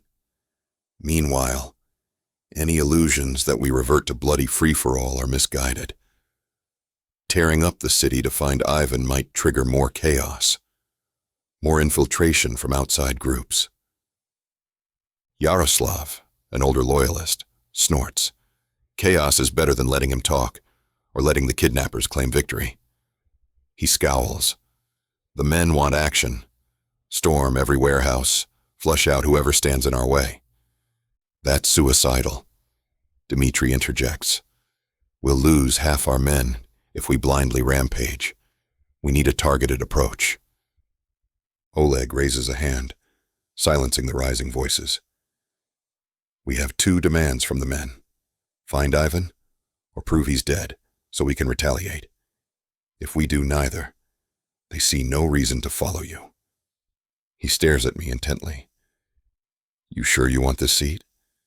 Because if you can't handle the kidnappers, maybe we reinstate the old ways. A flicker of rage courses through me. I dethroned Ivan for a reason, I say tightly. The old ways nearly destroyed us. We're on the brink already. Another war would bury us. We do this my way. Systematically, no scorched earth. Understood? The tension spikes. For a moment, I imagine them pulling guns, demanding I step down. But after a taut silence, they nod grudgingly. Oleg runs a hand over his face. Fine, but keep us informed daily. Another fiasco like the harbor, and we might forcibly choose a new boss. I hold his gaze. Understood, I repeat, voice like iron. You'll have your daily updates. Meeting adjourned. They filter out, some with muttered curses. Mikhail and Dmitri remain, as I slump into the chair, pressing a hand to my temple. We keep dancing around. If no kidnappers show up with fresh demands, that group might declare me incompetent anyway. Mikhail sets a binder on the table. We compiled a list of potential safe houses the kidnappers could be using. We'll keep searching. Meanwhile, your watchers are scanning any sign of unusual activity near port facilities. Dmitri steps forward. We also found no direct mention of Trixa's orchard meltdown in these circles. No one here cares about Trixa personally. She's only relevant if she disrupts the Stone Alliance. But with Trixa missing, that's on hold. I grunt. If Trixa's dead, so be it. She was an unreliable factor anyway. I only cared about her holding evidence for Nyla's case, because that might keep Stone from fracturing further and dragging me into more drama. My lip curls. Now that orchard fiasco overshadowed everything. Let them handle their own meltdown. We have bigger concerns. Both men nod, apparently relieved by my hardened stance. The next morning arrives with a thick fog settling over the estate grounds. I pace in my office, scanning phone logs, hoping for a call from the kidnappers. Nothing. The static is deafening. My watch reads 7 a.m., feels like I never went to bed. In truth, I dozed at my desk for maybe an hour. A rap on the door. Dmitri enters, carrying a subdued expression. We might have a lead. My heart leaps. Where? He hesitates. An old warehouse near the industrial district. One of our watchers spotted suspicious vans entering under cover of darkness. Hard to confirm if it's the same group, but it's worth investigating. I seize on that. Assemble a small team. We check it quietly. No SWAT approach. We see if there's any sign of Ivan. If so, we plan a real extraction. Dmitri nods. I'll put it together. He starts to leave, then adds softly. Oleg's men are itching to join. Are we including them? My lips curl in annoyance. Oleg's men might sabotage me if they smell an advantage. We bring only 2 from his group, ones we trust. Keep it minimal. We can't risk them deciding to blow the place up for glory. Understood? He smirks. Yes, boss. I'll pick carefully. He exits. I slump in my chair, trying not to let hope get the better of me. So many times, we've chased false leads. If we find nothing, or if the kidnappers sniff out our presence, we're back to square one, and the old loyalists will circle again, like vultures. By mid-afternoon, we're en route to the industrial district, 2 SUVs traveling discreetly. Dmitri drives mine. I ride shotgun, scanning the street. The second SUV, with Mikhail and 2 trusted loyalists, follows a few blocks behind, ready to converge if we find anything. Tension thrums in my veins. We pass rundown factories, abandoned lots filled with rusting equipment. The air smells of dust and grease. Dmitri checks the GPS. We're close. Another quarter mile. He slows, turning down a cracked side street. My phone pings with a text from Mikhail. No sign of watchers yet. Good. We might have an element of surprise, if indeed the kidnappers are here. At the corner, Dmitri parks behind a crumbling brick wall. We step out, scanning the surroundings. The sun glints off shards of broken glass. Everything looks empty, silent, but I sense eyes on me, a prickle on my neck. We circle to a chain-link fence, partly covered in tarps. Dmitri gestures. We see a few fresh tire tracks leading inside. He points to faint ruts in the dirt. This could be it. He hoists a bolt cutter from under his jacket and silently clips a section of the chain link. We slip through, guns drawn. My stomach knots. If we find a nest of kidnappers, we can't blow it again. My entire leadership rests on a successful extraction. But if we find nothing, it's another humiliating dead end. We creep among rusted shipping crates, stepping over piles of debris. The warehouse looms ahead, a massive structure of corrugated metal, some windows boarded. The place looks half collapsed, perfect for criminals to hide in. Dmitri signals me. I flatten against a wall, scanning for cameras or guards. None visible. He edges forward, peering around a corner. I do the same on the opposite side, heart hammering. We see a wide roller door slightly ajar, enough for a van to slip in. My pulse spikes. We might be onto something. I flick my phone to silent and text Mikhail. Found a suspicious entrance. Where are you? He replies, 1 block east. We'll approach from behind. Wait for our signal. Dmitri and I hunker down, listening. Muffled voices drift from inside, too faint to make out words. My adrenaline surges. Could it be them? Could Ivan be inside? After a moment, Mikhail texts. We're in position. I nod to Dmitri. We inch forward. If the kidnappers are indeed here, we want to gather intel first, confirm Ivan's presence. I press an ear to a rusted side door, hearing a faint clang of metal from within. Then footsteps. My heart leaps. Carefully, I try the doorknob. Locked. Dmitri lifts a small pry bar, but that might be too noisy. Mikhail's next text arrives. Rear door locked. We see no watchers. Breaking in quietly. We exchange a look. Dmitri readies his pistol. I grip mine. Tension crackles. Gently, he slides the pry bar between the door and frame. It squeals.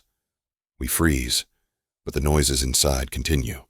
Apparently no alarm is raised. He resumes. Another creak.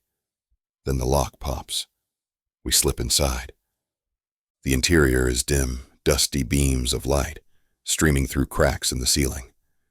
Rows of old machinery line one side. The air smells of must and oil. We crouch behind a stack of crates, scanning the open floor.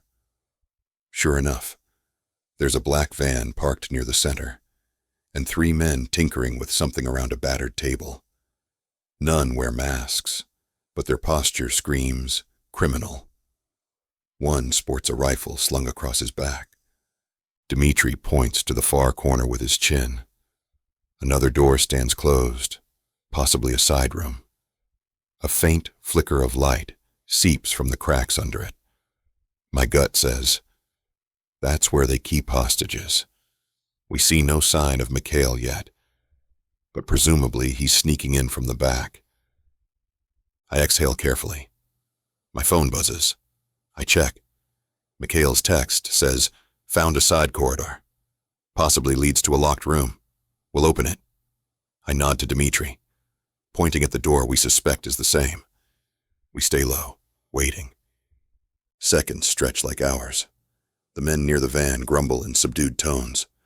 Stuff about the boss, the stone fiasco, the orchard meltdown. My breath hitches. So they're connected to the orchard fiasco? But do they mention Trixa? I can't make out details. Then, damn orchard meltdown cost us a fortune, one man mutters. But the kidnapping pay will be bigger anyway. We just have to break that old man. He's close to snapping. My heart jolts. Old man? Ivan. So they do have him. This is it. Dmitri's eyes flick to me with sharp purpose. I text Mikhail. They have him. Prepare extraction. No reply. Probably Mikhail can't risk checking his phone. The men drift toward a side bench, cluttered with weapons. AK variants, a couple handguns, ammo boxes. My nerves prickle. If they see us or Mikhail's team at the same moment, bullets will fly. The Solikov secrets overshadow everything else in my mind. I must ensure Ivan can't talk, or if he's already spilled everything, we must get him out so we can salvage the family's future. Suddenly, a muffled crash echoes from behind that closed door. One of the kidnappers whips around. "Check the hostage," he growls to a companion. "Might be acting up again." The second man nods, strolling toward the door. Crap. If Mikhail is inside that corridor, they might collide. I tense, aiming my pistol in case we need to intervene. The kidnapper unlocks the door with a key, pushing it open. In the gloom, I glimpse a small, shadowy figure inside. Someone huddled on the floor. White hair. Ivan. My pulse spikes. Another figure moves in the darkness behind Ivan. That must be Mikhail or one of our men. The kidnapper steps into the doorway. Instantly, there's a dull thud. The kidnapper staggers, letting out a strangled sound. The door slams. The other men near the van jerk around. "What was that?" One barks. Chaos explodes. Mikhail must have knocked out the kidnapper. The men near the van scramble for guns. Dmitri curses under his breath, letting out a hiss. We do or die now.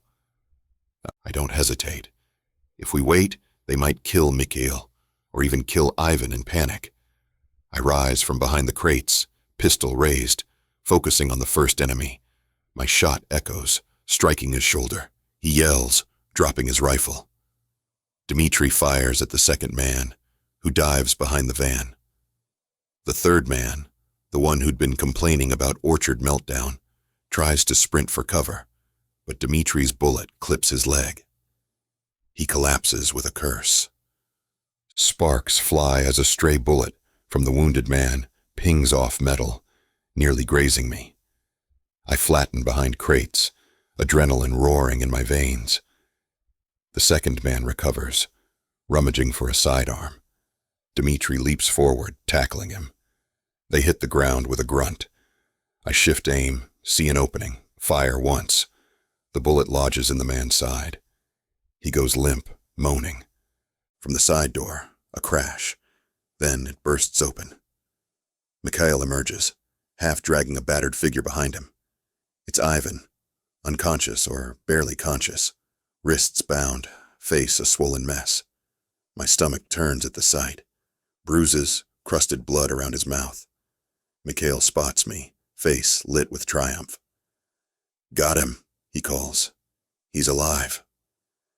The kidnappers are incapacitated or cowering, blood spreading on the concrete floor. Dmitri stands guard, pistol leveled.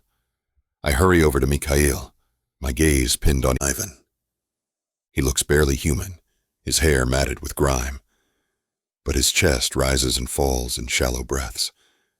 I swallow hard, check if he can walk. My voice sounds raw. Mikhail lowers Ivan to the ground, gently slapping his cheek. No response except a faint groan. "We have to get him out," I say. "Now, before more show up." Dmitri calls from behind. "3 men here, boss. 2 wounded, 1 unconscious. Do we finish them or—" I grit my teeth. We can't exactly hold them, but leaving them alive might come back to bite us. Then again, we're short on time, and we're not reverting to the old ways of butchery. "Knock them out, tie them up," I order. "We'll vanish with Ivan." Dmitri nods. He and a loyalist rummage for rope, tying the kidnappers' hands behind their backs, ignoring their curses. The third kidnapper tries to raise a pistol, so Dmitri cracks him on the head with the butt of his gun. They slump. Meanwhile, I crouch beside Ivan. His breath rattles. I keep my face impassive. "I don't care about you personally, old man. but I can't let you spill everything. Ivan, I bark, patting his bruised cheek. Wake up. You're safe for now. We're taking you home. His eyelids flutter. A garbled moan, but no clarity. He's half delirious. Mikhail hoists Ivan's arm over his shoulder. Let's move. We hustle across the warehouse floor, stepping over scattered weapons. Dmitri and his men keep watch, guns raised, ready in case more kidnappers appear. Outside, the air is a shock of cold relief. We pile into the waiting SUVs. Mikhail and I drag Ivan into the back seat, laying him across the cushions. Dmitri climbs behind the wheel. The second SUV with the loyalists follows. I slam the door, chest heaving. My mind whirls. We have him. The entire fiasco might not be over, but at least we keep our secrets from leaking. The old loyalists should be appeased. My phone vibrates. Some unknown number. Possibly more kidnappers. I ignore it. Let them find their men tied up, and no hostage. Let them rage. Dmitri peels out of the lot, tires screeching. No pursuit is visible. My heart thunders. This might be the first victory in weeks. We weave through silent industrial roads, eventually merging onto a main highway.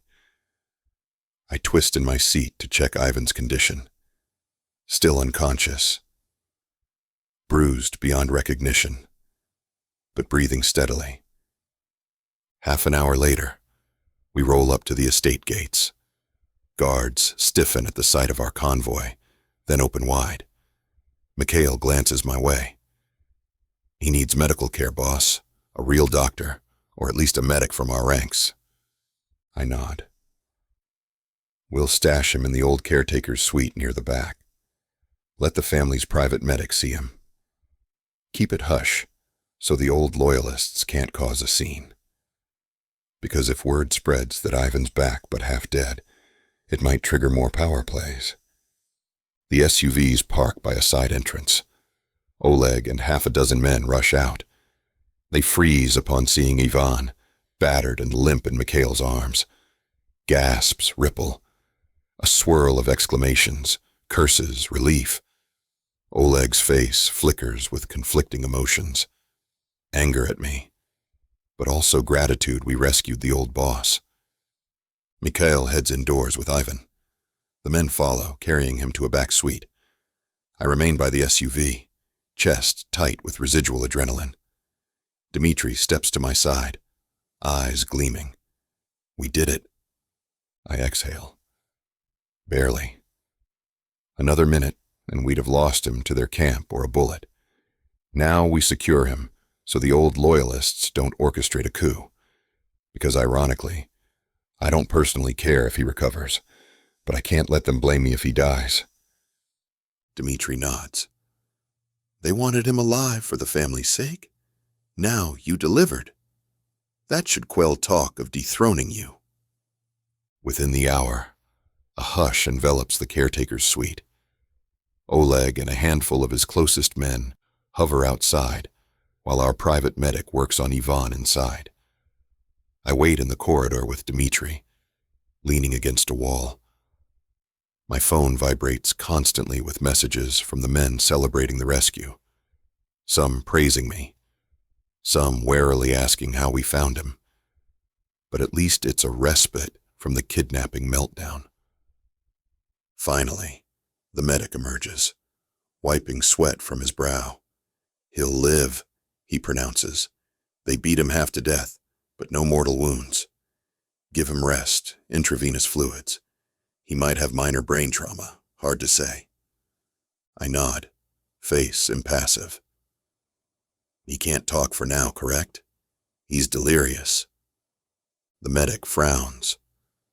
He's not coherent. Possibly he'll come around in a day or two. Could be partial memory issues from repeated head trauma. Inside, I'm relieved. At least he can't spout secrets tonight. But outwardly, I keep a neutral expression. Keep me updated. Restrict visitors. He nods and moves on. The men outside break into murmured conversation. Oleg, after conferring with them, approaches me. His tone is subdued. It appears you managed to save him after all. The men are impressed. I arch a brow. You doubted me. He shrugs, not denying it. This fiasco was bigger than any of us. But for now, you've proven your leadership stands. The old loyalists can't claim you abandoned Ivan. They'll stand down.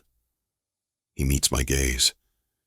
But if he never fully recovers, or if he curses your name once he's conscious, you might still face challenges. Be ready. I force a half smile.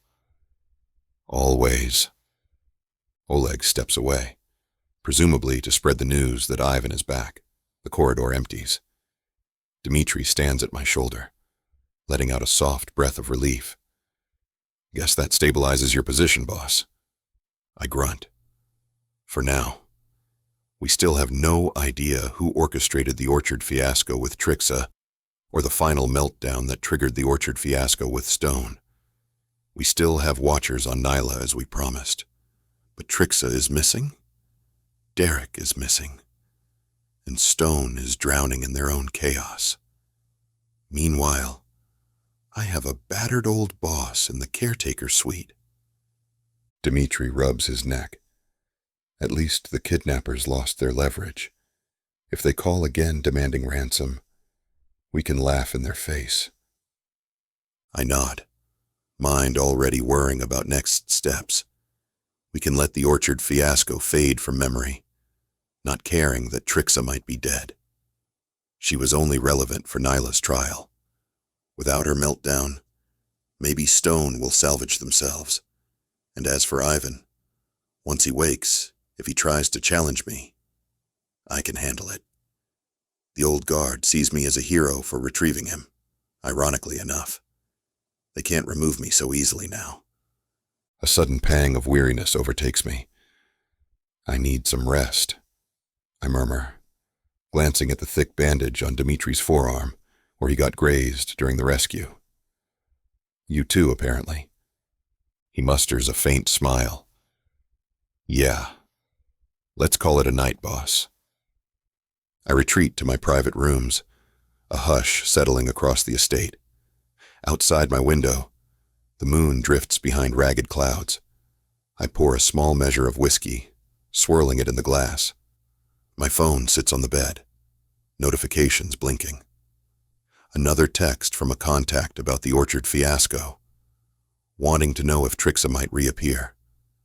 Another from an old loyalist praising me for bringing Ivan home. A fleeting sense of victory bubbles up, overshadowed by exhaustion. I press my forehead against the cool window pane, letting the whiskey's burn soothe my nerves. A swirl of emotions jostle. Relief that Ivan won't spill secrets. Annoyance that I'm stuck caring for an old man I never wanted to see again. Frustration about the orchard meltdown that severed the last stable alliance with Stone. The watchers around Nyla remain a courtesy, but how long can I sustain that? I care only that it keeps Stone from collapsing entirely, which might drag me into further fallout if the rumor mills blame me. At least tonight, the old loyalists can't question my leadership. For all my mistakes, I managed to bring Ivan back. Now he's an invalid, hopefully for a good while. I can consolidate power, keep the family in line. That's all that truly matters for me. A light knock on the door startles me. Dmitri peeks in, face lined with fatigue. You asked me to let you know if there was a new message from outside, he says. We got a small tip that the Orchard Fiasco group might be tailing Trixa's father, but it's unverified. Possibly more lies. I wave it off. Doesn't concern me. If Marcus wants to chase ghosts, let him. We have bigger concerns at home. Any call from Stone? He shakes his head. No, They're reeling from that orchard meltdown, and with Trixa missing, they have no reason to contact us. Nyla's watchers say she's stable for now. It seems Marcus isn't involved with Trixa's disappearance. I grunt. Good. Let them handle their own fiasco. Dmitri nods, stepping back. Then get some rest, boss. You earned it. I give a soft snort. Earned it or stumbled into it. But he's gone, leaving me alone with the hush. The next morning breaks with a cold drizzle tapping the window. I dress slowly, stiff from the tension of the last few days. My reflection in the mirror is gaunt, but determined. If Ivan is stable, that means no immediate risk of secrets leaking. The old loyalists can't dethrone me easily. Tea. The hallway is quieter than usual as I approach the caretaker suite. A single guard stands at the door, arms folded, acknowledging me with a nod. I step inside, a swirl of antiseptic in the air. Ivan lies in bed, face covered in bruises, arms bandaged. His eyes flick open at my footsteps. He studies me with a dull, watery stare. He opens his mouth, croaks something unintelligible. I approach, not sure if I feel pity or annoyance.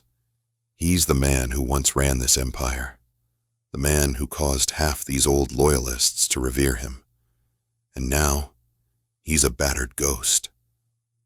Uncle, I say, voice flat. You're alive. Not sure if you can understand me. A rasp escapes him, maybe an attempt at words. He coughs, grimaces, shutting his eyes again. The medic near his bedside glances my way. He's conscious but delirious. Could be days before he's coherent. No telling how much permanent damage there is. I exhale. That's fine. Keep him comfortable. We'll keep his presence under wraps. Let the loyalists think he's stable but resting. The medic nods, returning to check Ivan's vitals. I stand there a moment longer, arms crossed, watching my uncle's shallow breathing. I don't care about him personally.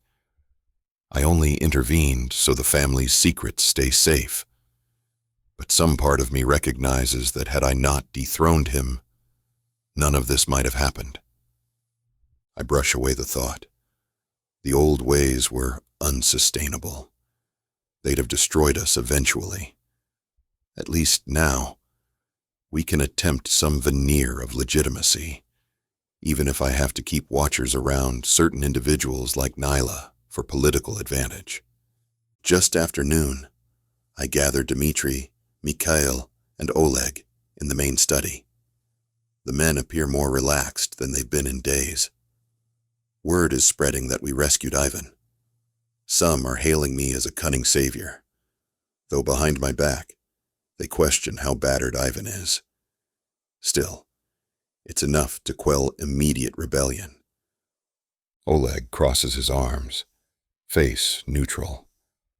So, the immediate crisis is resolved, or do we have more kidnappers to worry about? I shrug. They might be out there, furious we took back their hostage. If they strike again, we'll be ready. For now, the old loyalists can't claim we neglected our duty. Ivan's alive, albeit in poor shape. Mikhail's gaze flicks to me. If he recovers, we must watch him. He might try to retake leadership from you, or blame you for letting him get kidnapped in the first place. I nod. If that day comes, we'll handle it. Meanwhile, keep him sedated. Let him heal. Oleg rubs his chin. And the orchard fiasco overshadowing Trixa's disappearance. If this continues, the stone issues will drag us down. The police or the media might uncover our connection.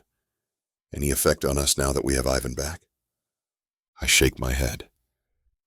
Trixa is missing, or presumed dead. Not our concern. She only mattered if she could help Stone disclaim the accusations against Nyla. Our watchers remain near Nyla for good measure, but that's purely for the sake of not losing any leftover goodwill from Stone. I doubt they'll call on us soon. Dimitri nods. So the next step is consolidating your position. Let the men see you overcame the kidnapping. If the kidnappers attempt retribution, we'll stomp them. Meanwhile, we keep some resources near Stone in case they re-establish an alliance. Correct, I say quietly. We remain vigilant. Stone might come crawling back if they sort out their meltdown, but that's their problem. We have bigger priorities. I set my jaw. Now that the old guard sees me as the one who retrieved Ivan, they can't push me out. Let's focus on stabilizing our roots, stamping out any internal traitors.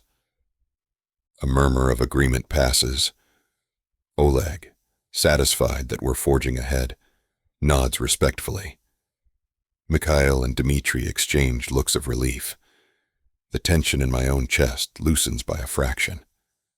The orchard fiasco meltdown that Trixa caused, the kidnapping fiasco with Ivan. Somehow we navigated them. That evening, I steal a rare moment in the estate's library, an opulent room with high shelves of dusty tomes. The moon glows through stained glass windows, painting the floor in pale blues and greens.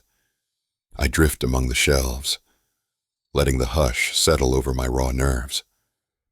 A memory flits of me telling Lori about these shelves once, how we had centuries-old volumes no one read. I never followed up, never shared them with her. The phone in my pocket weighs heavily again. She must think I'm a heartless jerk for ignoring her messages, but I can't drag her into my wars or orchard fiascos. My phone vibrates, some security update from a loyalist about guard rotations. I sigh, flipping it open. No messages from kidnappers. None from Stone. Certainly none from Lori. I can't blame her if she gave up on me. A wave of exhaustion sweeps me. I slump into an armchair, gazing at the silent labyrinth of books. My chest still feels knotted, as though I'm waiting for another bomb to drop. I tilt my head back, inhaling the library's faint must of old paper. For tonight, at least, the old loyalists aren't threatening revolt. The kidnappers lost their leverage with Ivan gone. Jacob's taking care of Nyla. Possibly, for the first time in weeks, I can close my eyes without fear a bullet will greet me at dawn. But Lori's face flashes in my head, and whatever peace I gathered disappears. I miss her so. She's branded in me, in my heart, in my soul. But what if she gets hurt because of me? I can't allow that. And if it means I'll have to cut her out of my life until I clear the Solikov name, I will. Wait for me, Lori. Stay safe, my love.